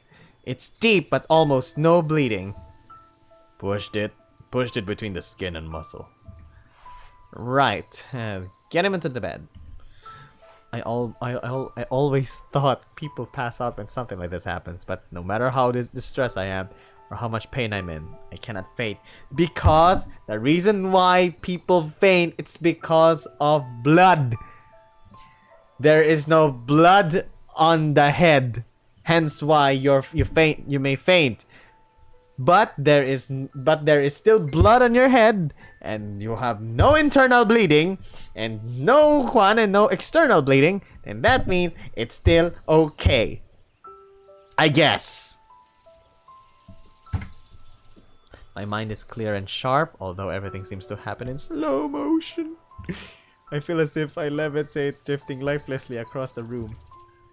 I see them move into the bed, with Verissa dousing my wound with the moonshine. It stings like hell, but it's just a minor inconvenience compared to the agony my entire left side is in. If only there's betadine! Then the female opens her little container, dipping her paw into what looks like some sort of ointment. She rubs it generously into my wound, saying something to the others, but by now I only hear muffled sounds. My vision begins to blur just as I notice Rannoch's sorrowful expression appear above me. I reach out to him, but I feel an odd weakness overtake me. Just as my hand is about to drop back onto the bed, he grabs it, kneeling next to me. It's okay. I'm here. I hear his voice echo as if we were in a cave. I am sorry he has to see this. His distress, clearly visible, makes this so much worse. The room spins a little and I feel like vomiting. The female begins to cover my side with bandages.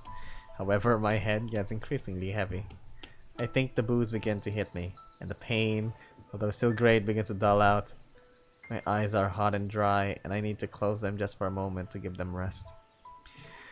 Their muffled conversation begins to fade, thus eventually I just let go and drift away. There's no more pain. Oh, what happened? Oh, it's nighttime! You know what that means! Something happens at the night where we walk in. My eyes open into the wooden ceiling, a familiar knotted plank just above me. It's clearly nighttime. The room is dark and cold. So very cold. Despite being covered by several blankets, my entire body shivers and I can hear my teeth chattering. A slight discomfort in my side reminds me of what happened. I was stabbed. I reached to where the blade was penetrating my skin, feeling meticulous dressing covering the wound. I wince under my own touch. The spot still sore, but surprisingly less so than I expected. A droplet runs across my face all the way from my forehead towards the chin. I'm sweating. Only now I realize I'm a little bit woozy. I feel lightheaded and it almost seems as if I'm on a boat. I try to swallow but can't as my throat is completely dry. You need to drink water. Rannoch! I attempt to call out but only hear a raspy wheeze escape my lips. I struggle to swallow again, looking around the dark room. My eyes lock immediately on a large shadow settle on the comforter in front of the bed. I can't make out what it actually is through my blurry eyes, but the shape fills me with dread. It almost looks like a dark figure sitting there, watching me. Is this another nightmare? Who are you? I demand, but again, all I manage to a stifled whisper. Cold sweat dots my body, and I feel both freezing and on fire. My eyes burning, forcing me to shut them every few seconds. My muscles ache, but I manage to crawl myself towards the edge of the bed, constantly observing the foreboding shadow on the other side of the room. I need to get out of here. I lean myself over the edge and repeat the same mistake I made the first moment I woke up in this world. I stumble. Oh, you shouldn't have get off the bed. I stumble lifelessly to the floor, and despite how hard I hit the wooden planks, and despite how hard I hit the wooden planks, my body is already in. So, I tumble lifelessly to the floor, and despite how hard I hit the wooden planks, my body is already in so much agony that the pain does not even register. The shadow springs up in surprise and immediately rushes towards me. I want to scream in terror but cannot manage on anything other than a hiss. Rames! What the hell are you doing? The shadowy figure enters the faint light coming from the outside, and I immediately recognize the Grey Wolf. His voice draws me an involuntary smile as I tear up seeing his muzzle and raising my arms to embrace him. Fuck. You're burning up again. He mutters as the world tips and I'm floating again. I look at him with confusion before I realize that I'm actually in his arms. I try to reach his muzzle, but my hand gives up halfway through, so I just lean my head into his breast, taking in the scent of the forest. He carries me back to the bed, resting me gently on the padding. I see his worried expression as he puffs up my pillow. You don't seem good. He reaches for something underneath the bed. It's a lot of takes. I can hear slushing of water, and after a moment he places a damp cloth on my forehead. Did you... I want to ask if he sat on that chest all this time, but I only rasp painfully and he pushes his finger toward my lips. Shh. He stands up and walks towards the cupboard, pouring water into a cup. I sigh in relief seeing that the wolf reads me like an open book. I couldn't ask for a better caregiver. He sits next to me, bringing the cup towards my lips. I strain to lift my head up, clutching into the cup as the wolf tilts it, and I thirstily swallow one deep gulp after another. Once I had my fill, I exhale with satisfaction, looking at him with a grateful smile, but he looks back at me with a deep concern. You have a fever. Yeah. Finally, my voice sounds as it should. I instinctively reach out to the dressing donning my side. Does it hurt? Less than I thought it would. More than I would like. Let me have a look. He brushes my hand away, looking carefully at the bandages. I furrow my brow as I see him bring his muzzle closer. Wet woven nose twitching as he takes a few deep sniffs. No fresh blood. He sighs with obvious relief, returning to face me. What was that? I was worried you might have opened it when you left. I was worried you might have opened it when you fell. Why did you do that? I thought I saw something. I don't want to tell him I have confused him for a demon.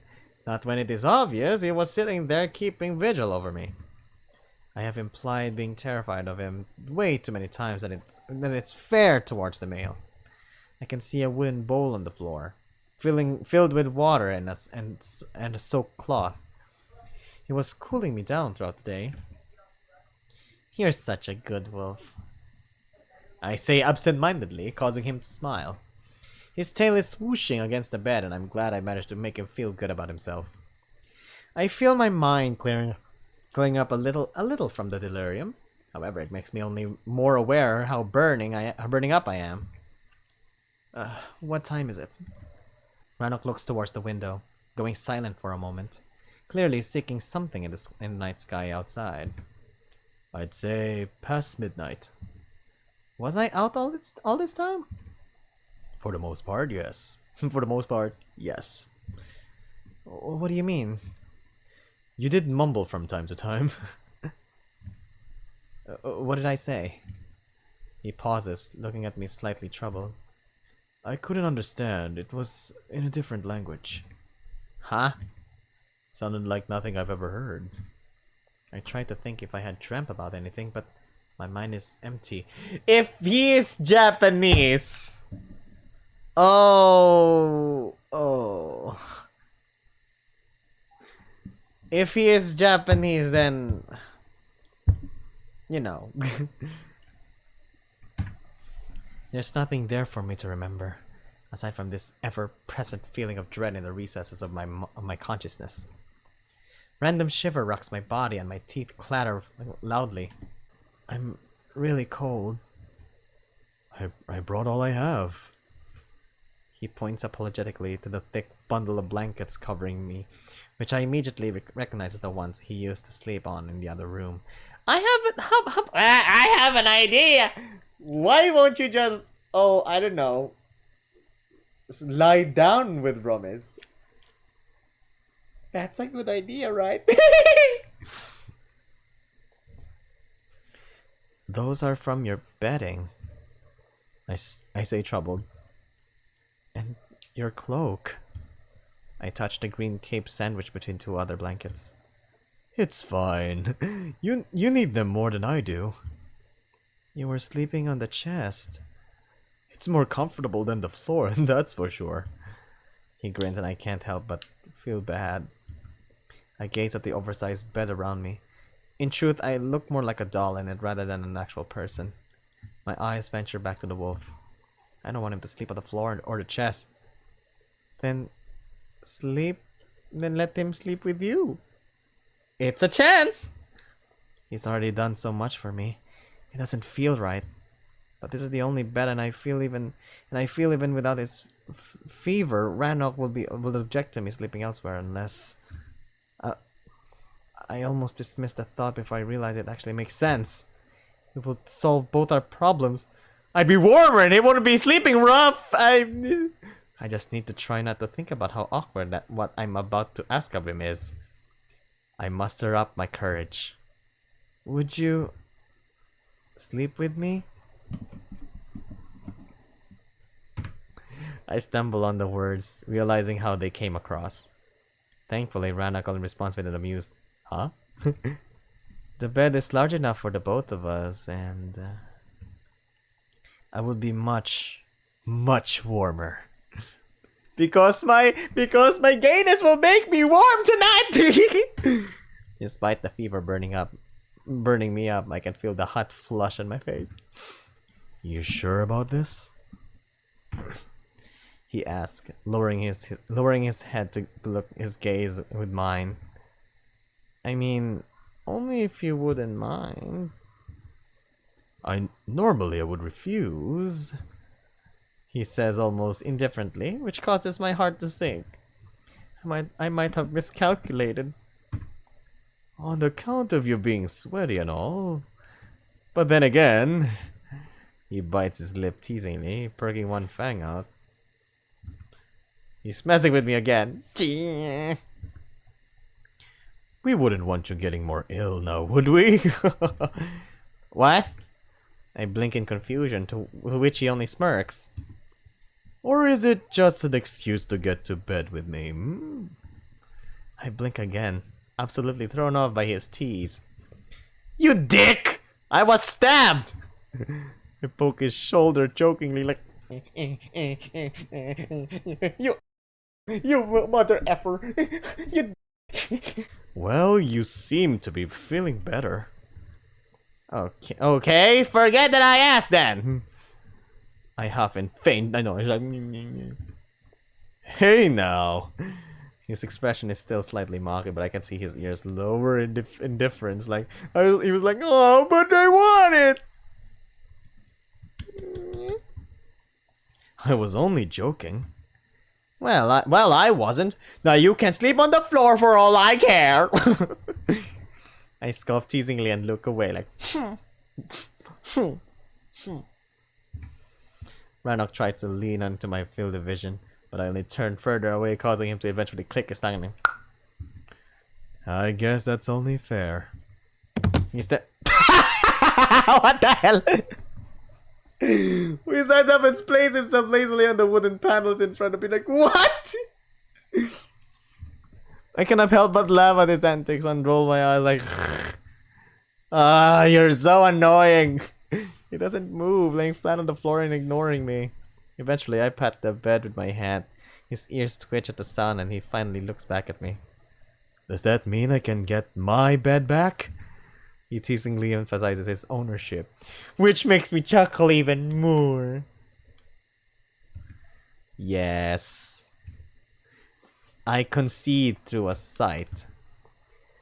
In a split second, the wolf leaps his feet through the spectacular backflip, followed by a dive into the bed itself, making the mattress jump. I laugh, concealing my amazement at how acrobatic this beast is. This beast really is. He lays flat. No music? Then I'll make one. He lays flat at my feet, just idly kicking his hind paws up and down, tail softly wagging in content. I miss you, baby. He's talking about the bed! He's talking about the bed! He croons to his bed. Although it's clearly a joke, I feel even guiltier for not suggesting sharing the bed earlier. You're not going to sleep like that though, are you? I look at him as his head hangs on one side of the bed while his legs dangle from the other. Yeah, you're right. Was gonna double as a blanket, but I think I might crush you. He takes a deep breath and readjusts his position, laying himself down next to me. It got quite awkward as I tried not to look at him. I don't think I've shared a bed with a guy before. At least, not like this. I almost scoot further away from him, creating a bit more space between us. I thought you wanted me to warm you up, hmm? He mutters with a rising brow. I did, but this is awkward for me. It's socially awkward. I swallow heavily, realizing I didn't quite think this through. What I essentially suggested was us snuggling, which is in retrospect is very weird. Well, aren't you cold? He looks at my arms with quite focused gaze, causing me to do the same. I am trembling, but at this point I cannot tell if it's my embarrassment or the fever. Here. He extends his paws towards me, grabbing my shoulders and effectively pulling me into an embrace, solving my dilemma for me. Like, my hip! I'm so thankful for the fever. This way at least my embarrassment is masked. Cannot have a blush if you're burning up already. But my fluster quickly melts away, just as I melt in his arm. I allow my head to rest in his upper arm, gazing up at his fluffy chin. He's kind enough to not look at me, instead locking his gaze into the wall behind me, making this whole experience a bit less intense. I rest like this for a moment, almost dozing off as my mind spins violently. I don't know if it's because of his fur or if my fever took a dip, but suddenly I feel really hot. Super hot? You're really burning up. He rubs the sweat off my forehead with his paw, and I just feel extremely embarrassed. I don't like that he sees me this way, all wet and with streaky hair. I can see that my sweat clumped his fur together. That's not how I'd imagine my first time with a guy in bed to go down! I almost laugh at how stupid my train of thought is. Perhaps I should fetch Verissa. He says in a worried tone, and I immediately look up at him. No! Don't! Romis. What reason could you possibly have to fetch her at night? Others would expect something's wrong. Something is wrong.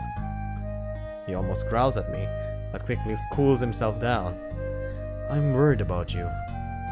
If you go for her, we will be found out. I don't care.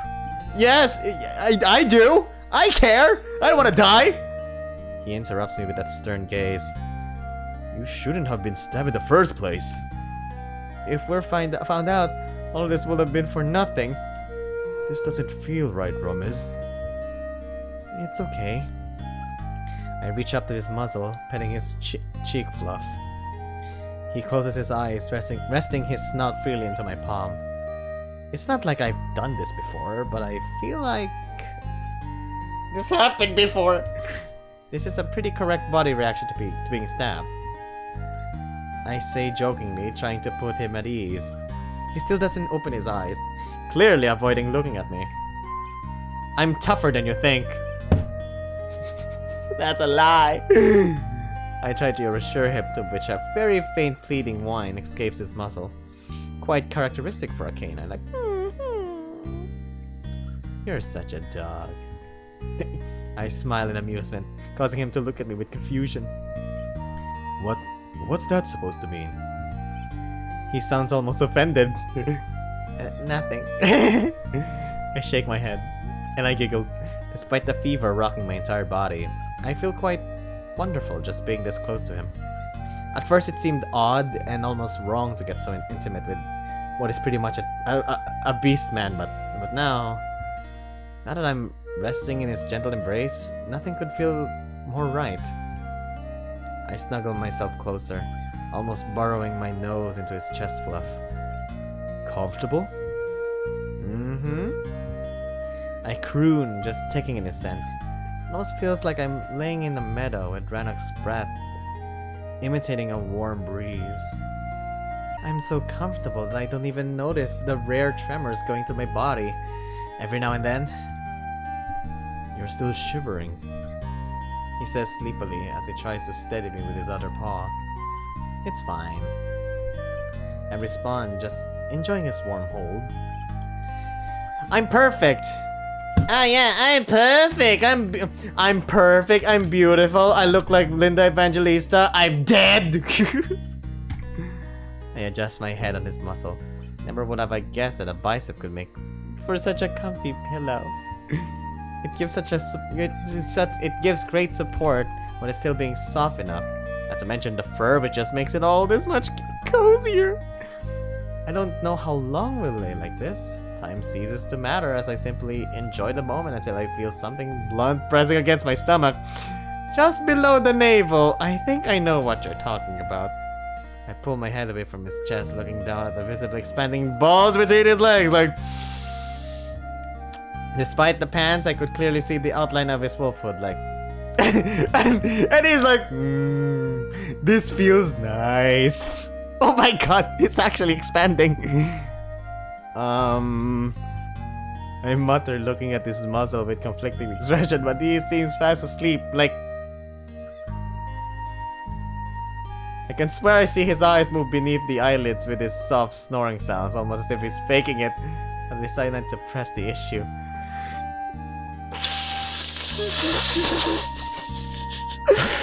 I'm gonna speak this in my language. Gusto niya ikuton ta siya. As in, parang ginagaan niya kita permission para kuton ta siya, and then he'll be in bliss. I can't stop thinking about it. I mean, do I really want to have this awkward conversation? Come on.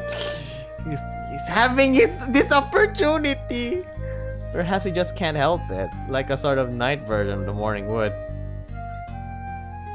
Night wood? Better evening wood? Better leave this forgotten and unspoken, even though it does feel almost flattering. Almost flattering? What? I nestle my head back into his biceps, feeling his breath again, brush my forehead, and doing everything I can to ignore his hard-on pushing against my underbelly. I lay like this for some time, struggling to fall asleep between occasional shivers and cold sweats. But the calm rhythm of his expanding chest sways me back and forth, as if I were in a furry cradle. Yep, he finally said it, folks. A furry cradle. It slowly lulls me, and I eventually manage to doze off. Ah, okay, that's that. I wake up feeling almost glued to the damp bedding and covered in wet fur, my face smothered deep inside of Rannoch's waterlogged neck fur. Sorry. It's clearly day, as the entire room is flooded with bright light. There's not a dry spot on my entire body. I feel as if I took a bath and simply forgot to dry off. I want to push away only to realize that Rannoch has rolled over onto me during the night and I'm half crushed beneath him. I try to wriggle myself out, but it's pointless. Your wound! His massive arm and leg wrap around me, holding me securely in place while his torso simply pushes me deeper into the bed. He must weigh a fucking ton! But it's not what I actually mind. Being beneath him like this is almost nice, if not for my glistening skin and the ever-present sogginess. I think that even without my fever, I would have been drenched in sweat. Sleeping like this is pretty much akin to going to bed in a freaking fur coat. Ah! Excuse me? What did you say? I think that even without my fever, I would have been drenched in sweat. Sleeping like this is pretty much akin to going to bed in a freaking fur coat. It was cold at night, dude. Alangan. And then sleeping with fur coat is really comfortable. Excuse me? I know, because I have a lot of fur coats. Huh? I actually noticed my fever is gone. Must be the power of love. And the cuddling. And the bulge. I look to the still sleeping wolf. His soft snoring makes me reluctant from waking him up, but he doesn't react to my gentle nudges, and I start to feel a little bit claustrophobic. I rub my eyes with excess moisture only to grimace at the scent. Ugh, I smell like a dog breath! I quickly sniff my hands, realizing it's saliva. Rannoch has been drooling right onto my forehead during the night. It's the push I need to shake off his charm and finally elbow him on one of the ribs. Huh? Huh? Oh. He snorts, raising up his head and finally allowing me to breathe freely. I take a deep gas, enjoying fresh air free of our joint musk. Suddenly, I freeze up, feeling as the male grinds softly against me, his actual morning wood pressing rhythmically into my groin. Huh. Okay. What the fu- I look up at him wide-eyed. He's still half asleep, pulling me tighter underneath him, straddling me like one would straddle a crumpled-up duvet. What? He yawns, opening up his massive jaw, tongue dangling out in a goofy fashion. Like I feel as his entire body tenses up, all the muscles tightening around me in a groggy stretch. His flexing makes me blush hard as I feel his powerful form grind against my tiny body like Rannoch. Another stab into my groin. This time his wolf hood poking right into my balls like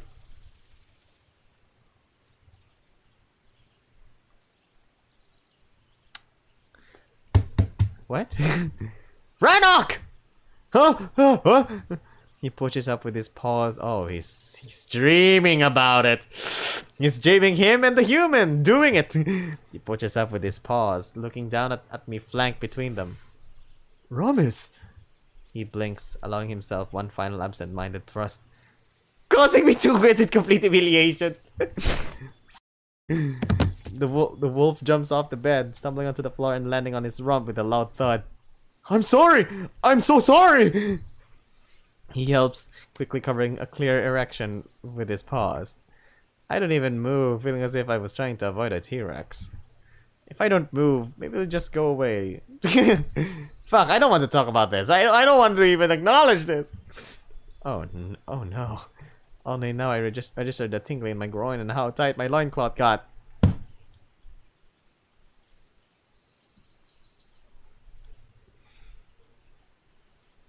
I'm hard as well. Okay. I roll over into my belly, hiding my face into the wet pillow. Why is this happening? Because you're gay. You wanna finish off? I can hear him struggle to vocalize as he sneaks towards the door. I'll be in the other room. The door creaks and then I hear them shut. Fuck! I might have lost my memory, but I know I have never been so mortified. Really? Mortified in your life? If you were a furry, this would be a dream come true! Despite it being like you lost your memory or whatever. Not only we got way too intimate, I'm basically all wet and stinking. Stinky! Not all wet and stinky! Not stinking! Stinky! What a horrible first impression to make. You don't share a bed with a hot stranger that when ill!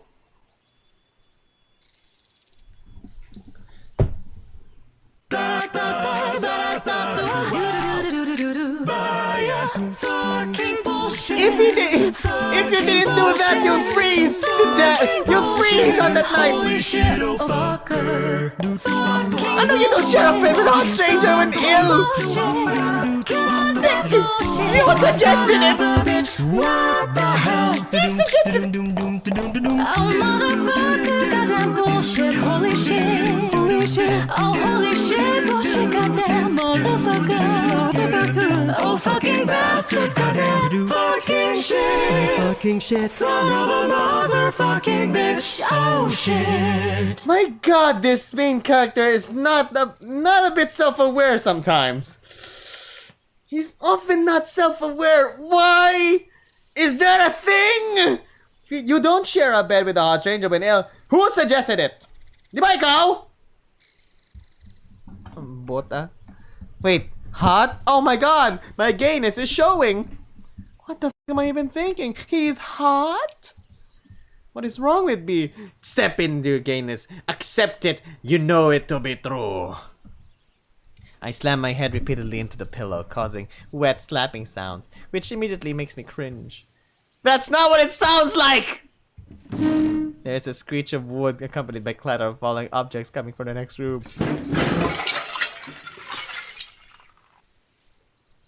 I think you should do that during the text, not after the text. It almost sounds as if Rannoch flipped the table over. The thought of making me flinch a bit. You okay? Fine! Fine! He shouts out immediately, a hint of anger clear in his voice. What the hell? I can hear him hastily readjust whatever it was that he tripped over. I'll go get the water. I'll go get the water? I'll go get water, but you mean? He mutters and leaves the house in a hurry. I smile reluctantly, taking some comfort in the fact he's as much embarrassed by this as I am. On the subject of water, I really do need to figure out a way to wash myself properly. I reek! Whatever was going on with me throughout the night, my body burned it off like a supernova. I decide to get out of my waterlogged bed and take a stretch. Oddly enough, I feel quite well. I even touch my side, rubbing and pushing against it, trying to ascertain if I'm healing well. There's not much pain, a little discomfort, but that's about it. Then, how will you represent this now? I guess Wolverine knew what he was doing. But if the plan hinges on me being gravely wounded, I think I'll have to spice it up a bit.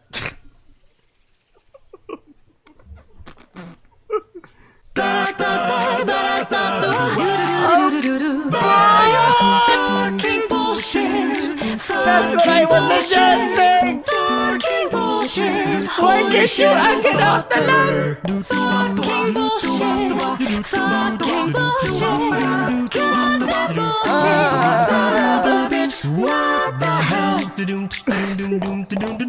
motherfucker, goddamn bullshit. Holy shit. Oh holy shit. Bullshit. Goddamn motherfucker. Oh fucking bastard. Goddamn fucking shit. Fucking shit. Son of a motherfucking bitch. Oh shit. We would not have that scene if you could just thought of it properly, you know? Like, bota. I am bota! I mean, I might have a wound now, but I still need to sell it as something serious. That was the idea! Earlier! As it certainly does feel like it. Wait, because as it certainly doesn't feel like it. I really hope it won't leave a nasty scar, though. That's your problem? A scar? I am but so weak, so weak. Uncle Roger, oh my god, you are so... Hiya! Worst case scenario, I have something to remember this misadventure by. The wolf returns to the cabin and I struggle for a while to face him, but eventually I open the doors separating the rooms. He sits slumped in a chair, looking spooked at me, almost as if surprised to see me at all. I can see his ears go red as they fold back in discomfort. I'm so taken by his reaction that I completely ignore the fact how flustered I must look myself, my face burning and my mind desperately wanting to just run away and hide. And this is only the third day! But we cannot let something as stupid as this get in the way of what's important, like me not dying. As far as I understand, today is the day I finally introduced to the tribe, and as much as I trust that Verissa knows what she's doing, it's still a bit of a gamble. I don't want my potential last moment with Rannoch to be this awkwardness. Hey, I speak up through a smile. I want him to know everything's fine between us. I mean, he was sleeping after all. No foul, at least not the way I look at it. But Rannoch turns his gaze away, his muzzle twisting down in a troubled expression, eyes shut tight in discomfort. I approach him slowly, placing my hand on his furry shoulder. Want some breakfast? I'm sorry. He interrupts me, brushing off my hand and avoiding eye contact. You must feel pretty disgusted. Me? I basically drenched you in my sweat. If anyone should be You know what I mean. He looks at me sternly and I cut the act. I do, but I don't mind. I don't mind. I don't mind! I don't mind! I answer without thinking, causing his ears to perk up. Didn't expect that answer. That's clear in his shocked expression. It was kind of funny. What? I tried to laugh it off and not to dwell on the subject. I'm not like that. He gives me another serious look. Like what? I don't want you to think I'm A pervert? You're gay? Come on, accept it. It's okay to be gay. Let's enjoy with the boys in a gay way. Defective. Ah, okay. There's that word again. He said it with a hint of disgust in his voice, and I pull away. My body moves it on its own, taking a few more steps back. I almost feel like I swallowed a stone. Why would you say something like that? I sound hurt, because for whatever reason it hurts to hear him say it. But he doesn't look at me, locking his gaze back into the distance. Eventually, he breaks the silence. How's your wound? Oh, it's fine. Doesn't even hurt that much. Good. I'll go to the bedroom so you can properly wash up. He mutters, standing up and walking past me. Seems he has moved on from our little accident, but not in a direction I expected or wanted. I guess I should keep my defect to myself then. No point risking losing a guardian over it. His sudden cold demeanor feels like a punch into my gut, and I get incredibly angry. Just a plaything. So that's it? He's making me feel special and safe, being incredibly intimate, filling me up and flirting just to call it defective? What the I want to shout out at him in anger, but I managed to rein myself in. My mood suddenly shifted into an extreme for little to no reason. It's been happening a lot lately. I feel like I'm not entirely in control of my own emotions. I need to keep my wits about it. I don't want to come across as hysterical. It's just adrenaline. I woke up here in this fucking small cabin, forced to interact with that stranger. Stressful situation, dependence, and proximity. There's nothing more to it. I'm just being silly. I sigh in resignation as he closes the door behind him. I approach the cupboard where the water bowl rests and begin cleaning myself up inch by inch. This doesn't seem very hygienic though, as I'm covered in sweat. Plain water won't do. Yeah, plain water. Yeah, what plain water won't do? I need stream water. I'm a distilled water kind of guy. I need some soap. And he's like, what the heck soap? I call out in annoyance, still rattled by our exchange. Does this look like a palace to you? He snorts cheekily. He snorts cheekily? Okay, basically he says it like this. Does this look like a palace to you? He snorts cheekily. And there's no hint of malice in his words. I really stink! I need to wash properly! Use the ash! Use the... Oh yeah, sure! Yes, that's it, Ash! I'm using the ash! Oh, yeah! Yeah! Ooh, that's a good thing! Oh, that's it. That's good. Oh, yeah. That's a good ash. Oh, that's a good ash.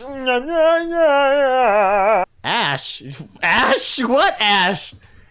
I scoff at the closed door, knowing full well he stands right behind them. This is the most absurd thing I've heard in a while. Yeah, use ash? What is this? What, using charcoal soap? I look back at the hearth where next to it stands a bucket filled with soot. I approach it with hands resting on my hips. Looking at it dumbfounded, like, what am I gonna do with this? Oh my god. I have a bloody feeling that his plan is for you to exfoliate. Exfoliate does not equal to kwan. For you to be clean. You still have germs on you. What am I supposed to do with it? Use a damn cloth to rub it into the skin, then wash it off. He was right. He wants you to exfoliate. I sigh, rolling my eyes. This is like a shitty camping trip out of a nightmare. However, as skeptical as I was, the ash proves amazingly effective in removing the grime from my skin. But that's only exfoliating it, but you're not actually cleaning yourself. In truth, it makes me feel almost as if I washed myself with a bar of soap, leaving my skin silky and smooth without a trace of sweaty oil. It even got rid of the musky smell, leaving behind a subtle earthy aroma. Huh. You always learn. I take full advantage of privacy granted me by Rannoch and wash my entire body. Okay. It kind of reminds of clay, kumbaga. I remember that one of those kwan, your leave-on mask, clay mask types of kwan. You know, the exfoliators. It's kind of like that. I'm reluctant at first to use the ash on my hair, but at the same time, nothing can be worse with how sticky and smelly they are. And again, to my surprise, they feel rather great after washing up. Once I am done, I dry myself off. Where do you have fresh towel thingies you tie around your, you know? There should be some in the cupboard. I opened the top drawer to find a bundle of loincloth there and reverse engineered the way it's supposed to be fashioned to my body. Once I'm satisfied with my handiwork, I approach the door and knock, letting him know it's okay to enter. There we go. I brushed the loincloth idly, straightening it out with a chuckle. I feel like Mowgli. Yeah, remember that story from the Jungle Book where Mowgli becomes actually a predator in the book? Wait, what? Who the fuck is Mowgli? Oh my god! This person watches Disney! Good. Now, if you excuse me, I need to get myself new water. Yeah, of course. What is this feeling that makes me feel disgusted a bit? I let him pass and return to the bedroom. He is still cold and distant, and it doesn't sit well with me. But I don't want to press it further. I closed the door behind and looking at the bed, which is now stripped of all the linen and blankets. Rannoch took them off and bundled together into the corner of the floor. I guess sleeping in that swamp was not really an option anymore. Once I'm allowed to show myself in public, I will help do the wash up. Yeah, it's the least I can do. I approached the window to look at the woods outside. It's a beautiful day outside. The singing birds lift up my spirit. However, I quickly frowned, taking a deep sniff of the forest air. It reminds me so much of him. I don't think I'll ever be able to go out camping again without getting sad or pinning over that stupid wolf. I'm going to wash now. Don't enter. I hear him call out from the kitchen, but I want to have a bit of a peek. Okay. I lean into the ledge, just watching the wind gently ruffle the woodland canopy. I really hope Verissa will sort out this mess today. I need to get out of this room. A shadow moves in the bushes, and I immediately duck. I look up from underneath the ledge, but cannot see anyone out there. Perhaps it was a wild animal. As bizarre as it was, what sort of animal would wander near a village full of sapient wolves? I finally straighten up, looking back at the woods in front of me, only to freeze up. There's a small wolf child looking right at me. Oh no! A gray pup. Oh no! Fuck! I want to wave at him, but the kid bolts into the bushes, exactly where I thought I saw a shadow move earlier. I can hear my pounding heart go into panic. What do I do? I start moving toward the door to warn Rannoch, but I stop in my tracks as loud banging rings across the entire cottage. Rannoch! Father! Fuck, there's no way that kid ratted me out already. There was no time for that. What to do? I'm watching up. Just give me a moment. I hear Rannoch padding to. Oh my god, is he naked? He's naked. Okay, I hear Rannoch padding toward the bedroom, and he quickly opens the door, almost kicking them out with me. Hide! He whispers, but all I can do is stare at his naked groin. Stop being gay right now and do something! Looking directly at what he was poking me with just a few moments ago. No! He emphasizes the urgency through a soft growl, and I finally snap out of my trance. My god, his gayness is showing. I look around the room in panic. Where? Into the chest! Okay, into the chest we go! He hastily throws the coffer open and pulls me towards it. Wait, what? I gaze inside with worry, seeing his padded armor alongside crumpled clothes and what looks like 2 sheathed swords. There's enough space for me to get in, but it will be a tight fit. It doesn't matter, just get in! Before I manage to raise my objections, he shows me inside and slams the cover shut. I impaled myself on the cupboard, stuck in upright position. Ouch! The dull tips sinks right into my left butt cheek, causing me to cringe in pain. God, I want to scream, covering my mouth with both hands. It feels as if my muscle got split in half, but I maintain iron grip on my vocals.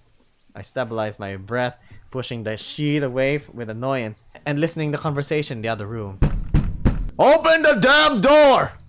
Alright, let me get my pants on. Why aren't you fully dressed? It's almost noon.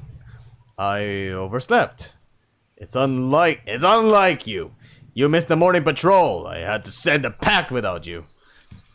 I'm stuck in an awkward squat, pushing my chest deep into my knees. I cannot sit down as it will send another wave of pain from my still throbbing butt. My legs go numb and I wonder how long I'll be able to stay cooped up like this. I'm sorry. I had a lot on my mind. So I've heard. People say you've been meeting up with Volga and Versa quite often during my absence. Care to enlighten me what it is that you three had to discuss in secret? Nothing? Tano seems to believe you were sneaking food into your home. I hear the bedroom door open as the wolves walk in, and for a moment I consider trying to catch a glimpse through the small crack, but I know better. Fuck, I forgot about the meat Vol brought me the other night! Di puta! It's still on the dresser, completely in the open. It seems he wasn't wrong. Maybe I'll give him a Scottish accent. I'll try. Of course, the old male noticed it. Fuck, I'm so stupid. Smells like a wet dog in here. It also smells like one inside the chest. Almost of the clothes here reek of random sweat. He must be treating it like his laundry basket. His musk virtually enveloping me like... I hold my breath as the steps approach where the clump of bedding lays on the floor. Were you ill? Is that the reason why you didn't go hunting with me? You can tell me, son. I might be your chief, but I'm first and foremost your father. I was feeling a bit under the weather, yeah. But Verissa took care of it. As for the food, If that's the case, it doesn't matter. The older wolf interrupts him. Oh my, what matter is that you're fine now. I can hear the wolf's embrace, the father patting his son hard on the back, drawing an amused grunt from the younger male like, Ooh, good alibi, good alibi. It's almost a tender moment. The chief might be stern, but seems genuinely concerned with his son. Why have you dismissed Trist? Did he offend you somehow? Or was he simply too lazy? No, none of that. It's just a small cabin, and having him around all the time was getting a bit, tiresome. God, get on with it. My legs begin to cramp up. You could always move back into the villa. I never understood why you insisted on building this hovel. Wait, did Rannoch build his house? How much more impressive can this guy get? I'm of age. Moving out was expected of me. Like America? And I don't want to give Tano any more reasons to. Let me worry about Tano. That name again. Right, get ready. Verissa called the meeting. Did she? Rannoch voices my own surprise. Indeed. Did she? Funny, she forgot to let us know about it. Come to think of it, she didn't even check on us in the morning. I was burning up the entire night. What if I was in no condition to be paraded around?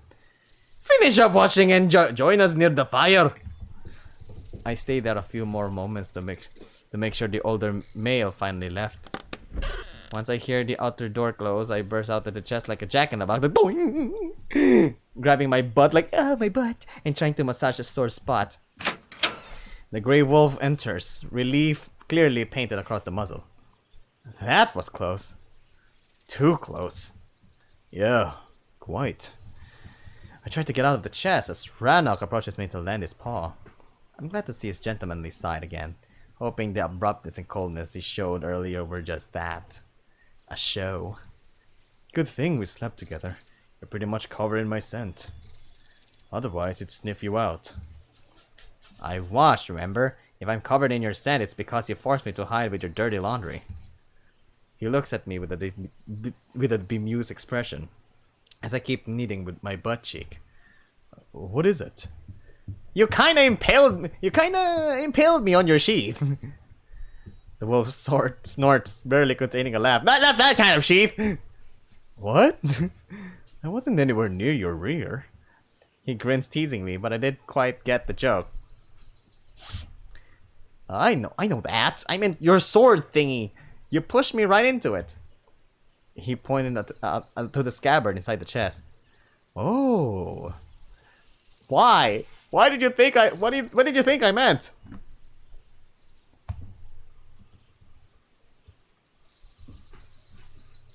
That! I thought you were talking about a different kind of sheet. He winks and I furrow my brow. I don't get it. Never mind. He shakes his head with a hearty laughter. Although I'm oblivious as to what he means, I get that there's some sort of innuendo here. I'm glad though. I prefer him taking the morning incident in strides than getting all serious again and talk about being broken. Who's Trist? And who's Tano? I asked absent-mindedly as the name caught my attention. He used to be my attendant. As in, what? A servant? Kinda. No wonder you got rid of him. This house is filthy. Hey! I don't want him to do any cleaning, and the reason why I had to get rid of him is standing before me. He smirks at me challengingly, and I cringe at the revelation. I don't feel good knowing someone lost a job because of me. Oh, sorry. Don't be. I couldn't have taken any chances. He dismisses me with a paw. Right, so what do we do now? I guess you need to stay here while I go to the meeting. Have to see what Versa came up with. I see him frown, eyes clearly filled with worry. It's a bit troubling we didn't hear from her since yesterday. Yeah, I thought about that as well. A moment of silence fills the room, as neither of us knows what to say. Oh no! Both of us bury deep into our own thoughts when a loud banging shakes the cottage again. His father's back, but this time his voice is much, much different. Ah! Ranok! The old male practically roars. The pup! The pup! I have completely forgot about him! Oh no! He barges right in like pugong! We don't even get a chance to move when the bedroom doors fly wide open, with the chief charging in with a murderous gaze in his eyes. He immediately locks on me, and within the blink of an eye, I am already pinned to the wall, large clawed paw clenching around my throat. Father! I wince my eyes shut as a massive dark gray muzzle twists in a vicious snarl just an inch of me. I wince my eyes shut as a massive dark gray muzzle twists in a vicious snarl just an inch from me. What in the name of the moon have you done? The older man growls, causing me to shiver. Father, let me explain. Rannoch tries to intervene, but his father swats him away with a single paw, almost as if the Grey Wolf weighed nothing. Okay. He's a crescent moon. What possible explanation can you have for sheltering this mongrel?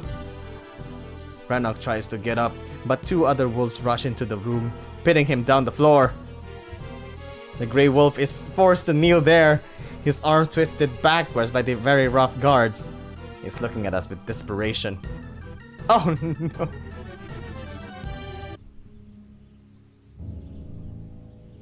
No. I still don't feel it. I don't feel it. Sorry. The chief lifts me off the floor, and I begin to feel the neck-breaking weight of my entire lower body. I gasp loudly, struggling for air. Father! Stop! Chato mate! Iai! Rannoch's voice becomes more frantic, mixed between yelping and growling. Get that idiot out of here! I'll deal with this intruder! No! I can see the wolves lift Rannoch up. That's when he shoulder charges one of them into the cupboard, pulling himself free of their hold. Within a second, he closes the distance between us, but as he's about to wrestle with his father, a large shadow throws him to the ground. Okay, it was the other guard, who now pins Rannoch and pushes his muzzle into the floor. The room fills with... I like this one. The room fills with the sound of struggle, growls and huffs, sending me into a panic. My mind— oh no! Is that a sword? My mind steers, however, as I hear a metal clink of a sword. I can see the chief pointing his blade right beneath my ribcage. No! You're making a mistake! I'm fixing one! I feel the cold metal make contact with my skin. Uh-oh. And the tip sinks slightly into my flesh, drawing first drop of blood. I know she said not to say anything, but fuck the plan. It already went to sanctuary. I struggle to speak through my again crushed vocal cords. Again, I've been crushed to death. What? Law of Sylvan. I manage when suddenly the strong stranglehold on my throat releases completely. I drop to my knees, coughing and rasping for air, while the chief stumbles back in mix of confusion and terror. He looks as if he's seen a ghost, a reaction so familiar at this point that it does not faze me. I just try to catch my breath, locking gaze with Rannoch, who's still being pinned to the wooden floor. The male guards above him are rougher than they need to be, as the wolf stops struggling the moment I was released. How is it speaking our language? Verissa. I rasp, trying to give Rannoch— oh my god, I think that's a bad idea to tell that Verissa taught you this. I rasp, trying to give Rannoch a cue to say whatever we can from our little secret. He only knows those few words. Verissa taught him in case he was found prematurely. The older wolf regards his son with utter horror in his eyes. Verissa knows about this? It wasn't me she was treating. It was the human. He was wounded.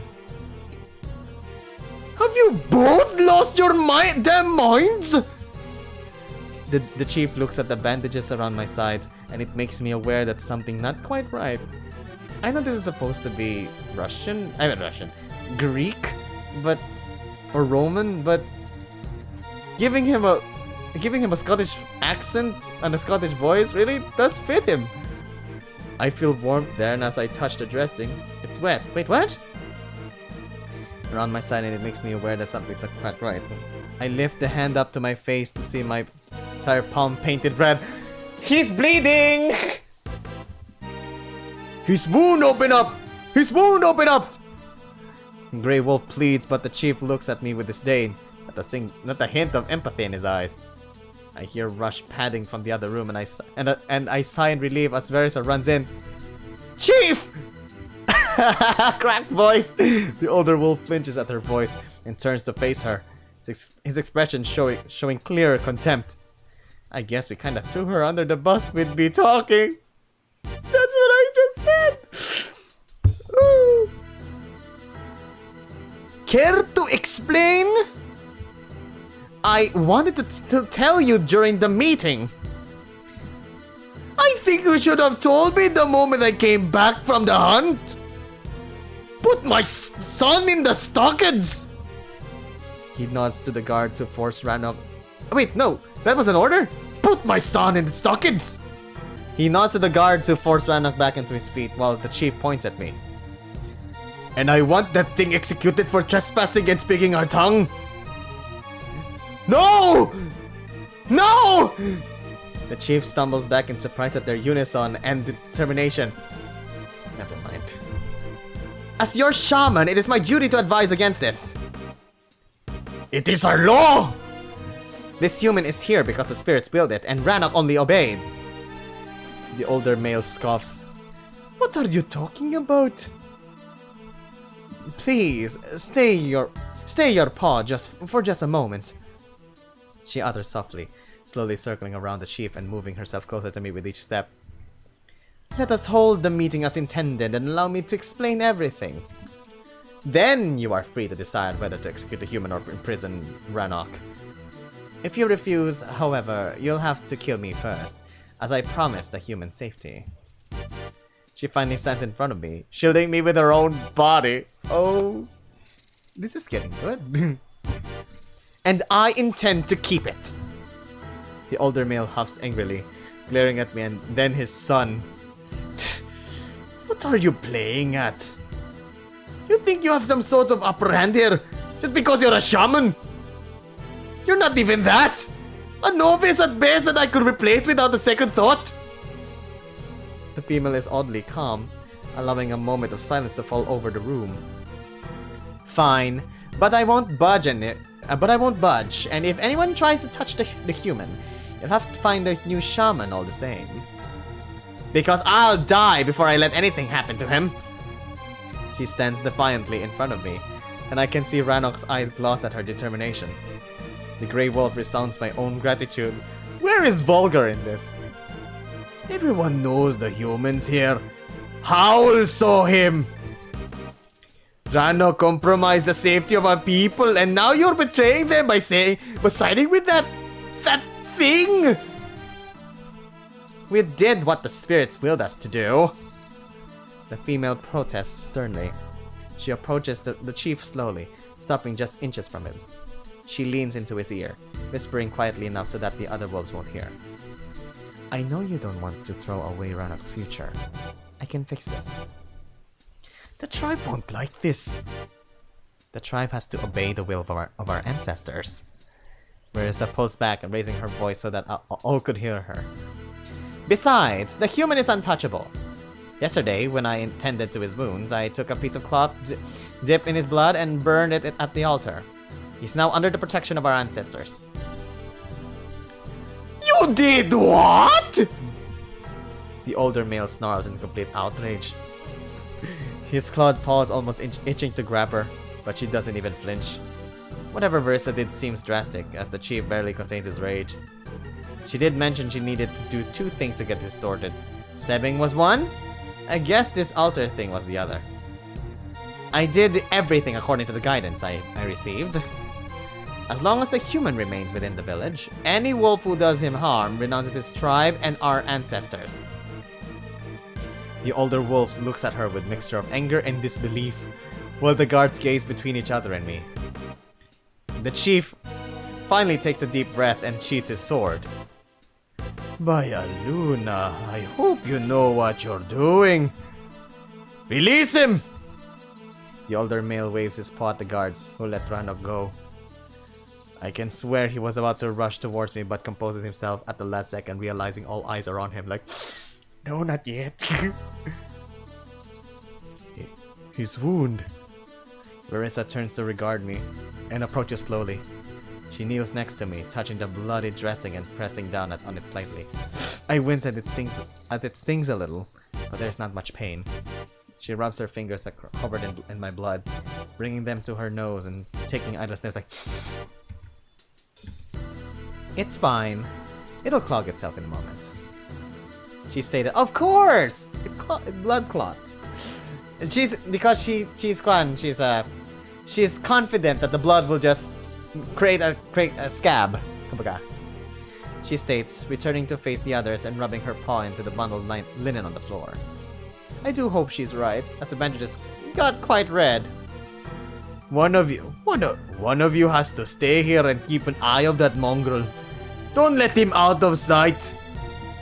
If he tries anything, do what you must short of killing him. What? Marissa stops, looking back at the guard. Sorry, do what you must short of killing him? What? What's that supposed to mean? I know the killing part, but what do you mean by short of killing him? Marissa stops, looking back at the guards. No! The human is to not be harmed under any circumstances. Unless either of you don't mind being banished. The guard looks frantically between each other and then gaze at the chief, who sighs in annoyance. Fine! I'm sure you can overpower that whelp without any serious injury, if it comes to that. He'll be good. He's very cooperative. The chief glances at me and then gives Rannoch a stern look. More than can be said about you! With that, they leave the room. Rannoch stops at the door, looking back at me with a sorrowful gaze. I'm sure he didn't imagine this day to take such a turn, and this is just the 3rd day! But here we are. I almost feel angry at myself that I didn't make better use of the time we had together. I can't tell myself I couldn't have known because I did know. I did know. Vol did warn me the very first night. I just didn't listen. I tried to give him a reassuring smile to give him strength to go through whatever is going to happen next. He returns the gesture just before he leaves the room. The two guards play some form of rock, paper, scissors to decide who's going to be saddled with me for the rest of the day. Yay! I got the hot one! the loser grunts in annoyance and it almost makes me chuckle. This is so familiar behavior. The other male leaves in a hurry while the one forced to watch over me stands in the doorway, taking a dignified pose. He's regarding me from time to time with both suspicion and disgust. I will try to at least kill time talking with him. However, we still have to play the game of me being ignorant.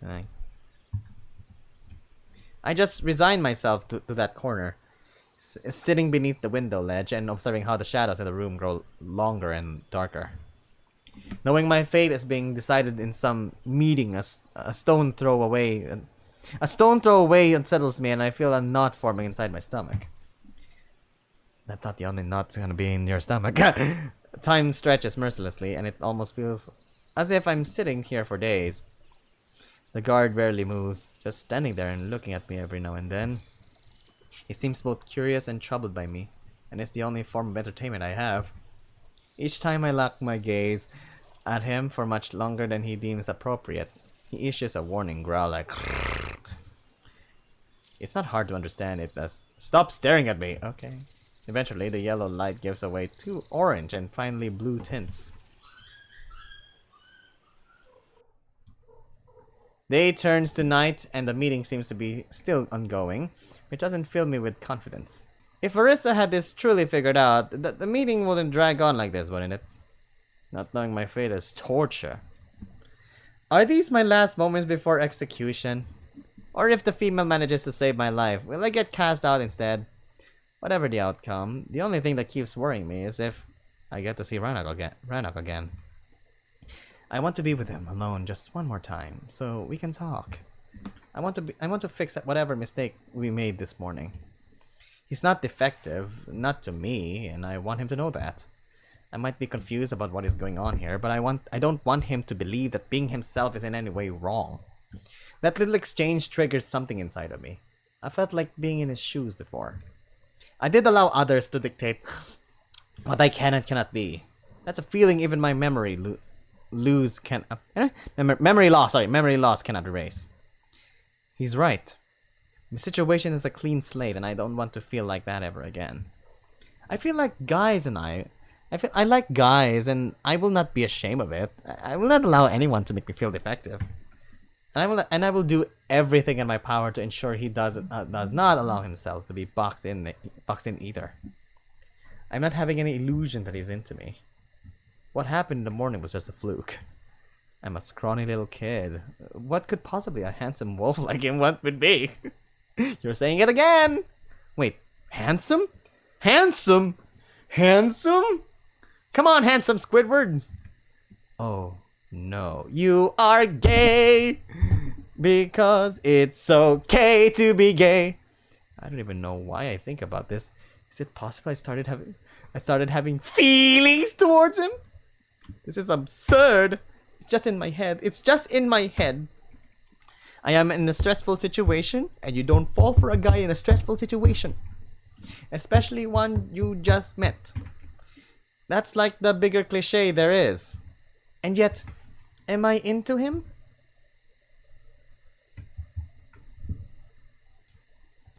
Well, this is it. I guess this is what we all been waiting for.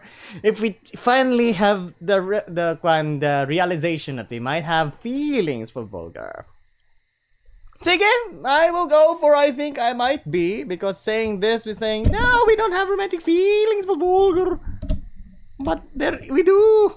Then let's go. I think I might be. I think I might be. I mutter under my breath, drawing attention of the guard. He's not surprised though, at least not as every other wolf was so far. He simply shrugs and returns to look at the wall in front of him. I guess he didn't hear me.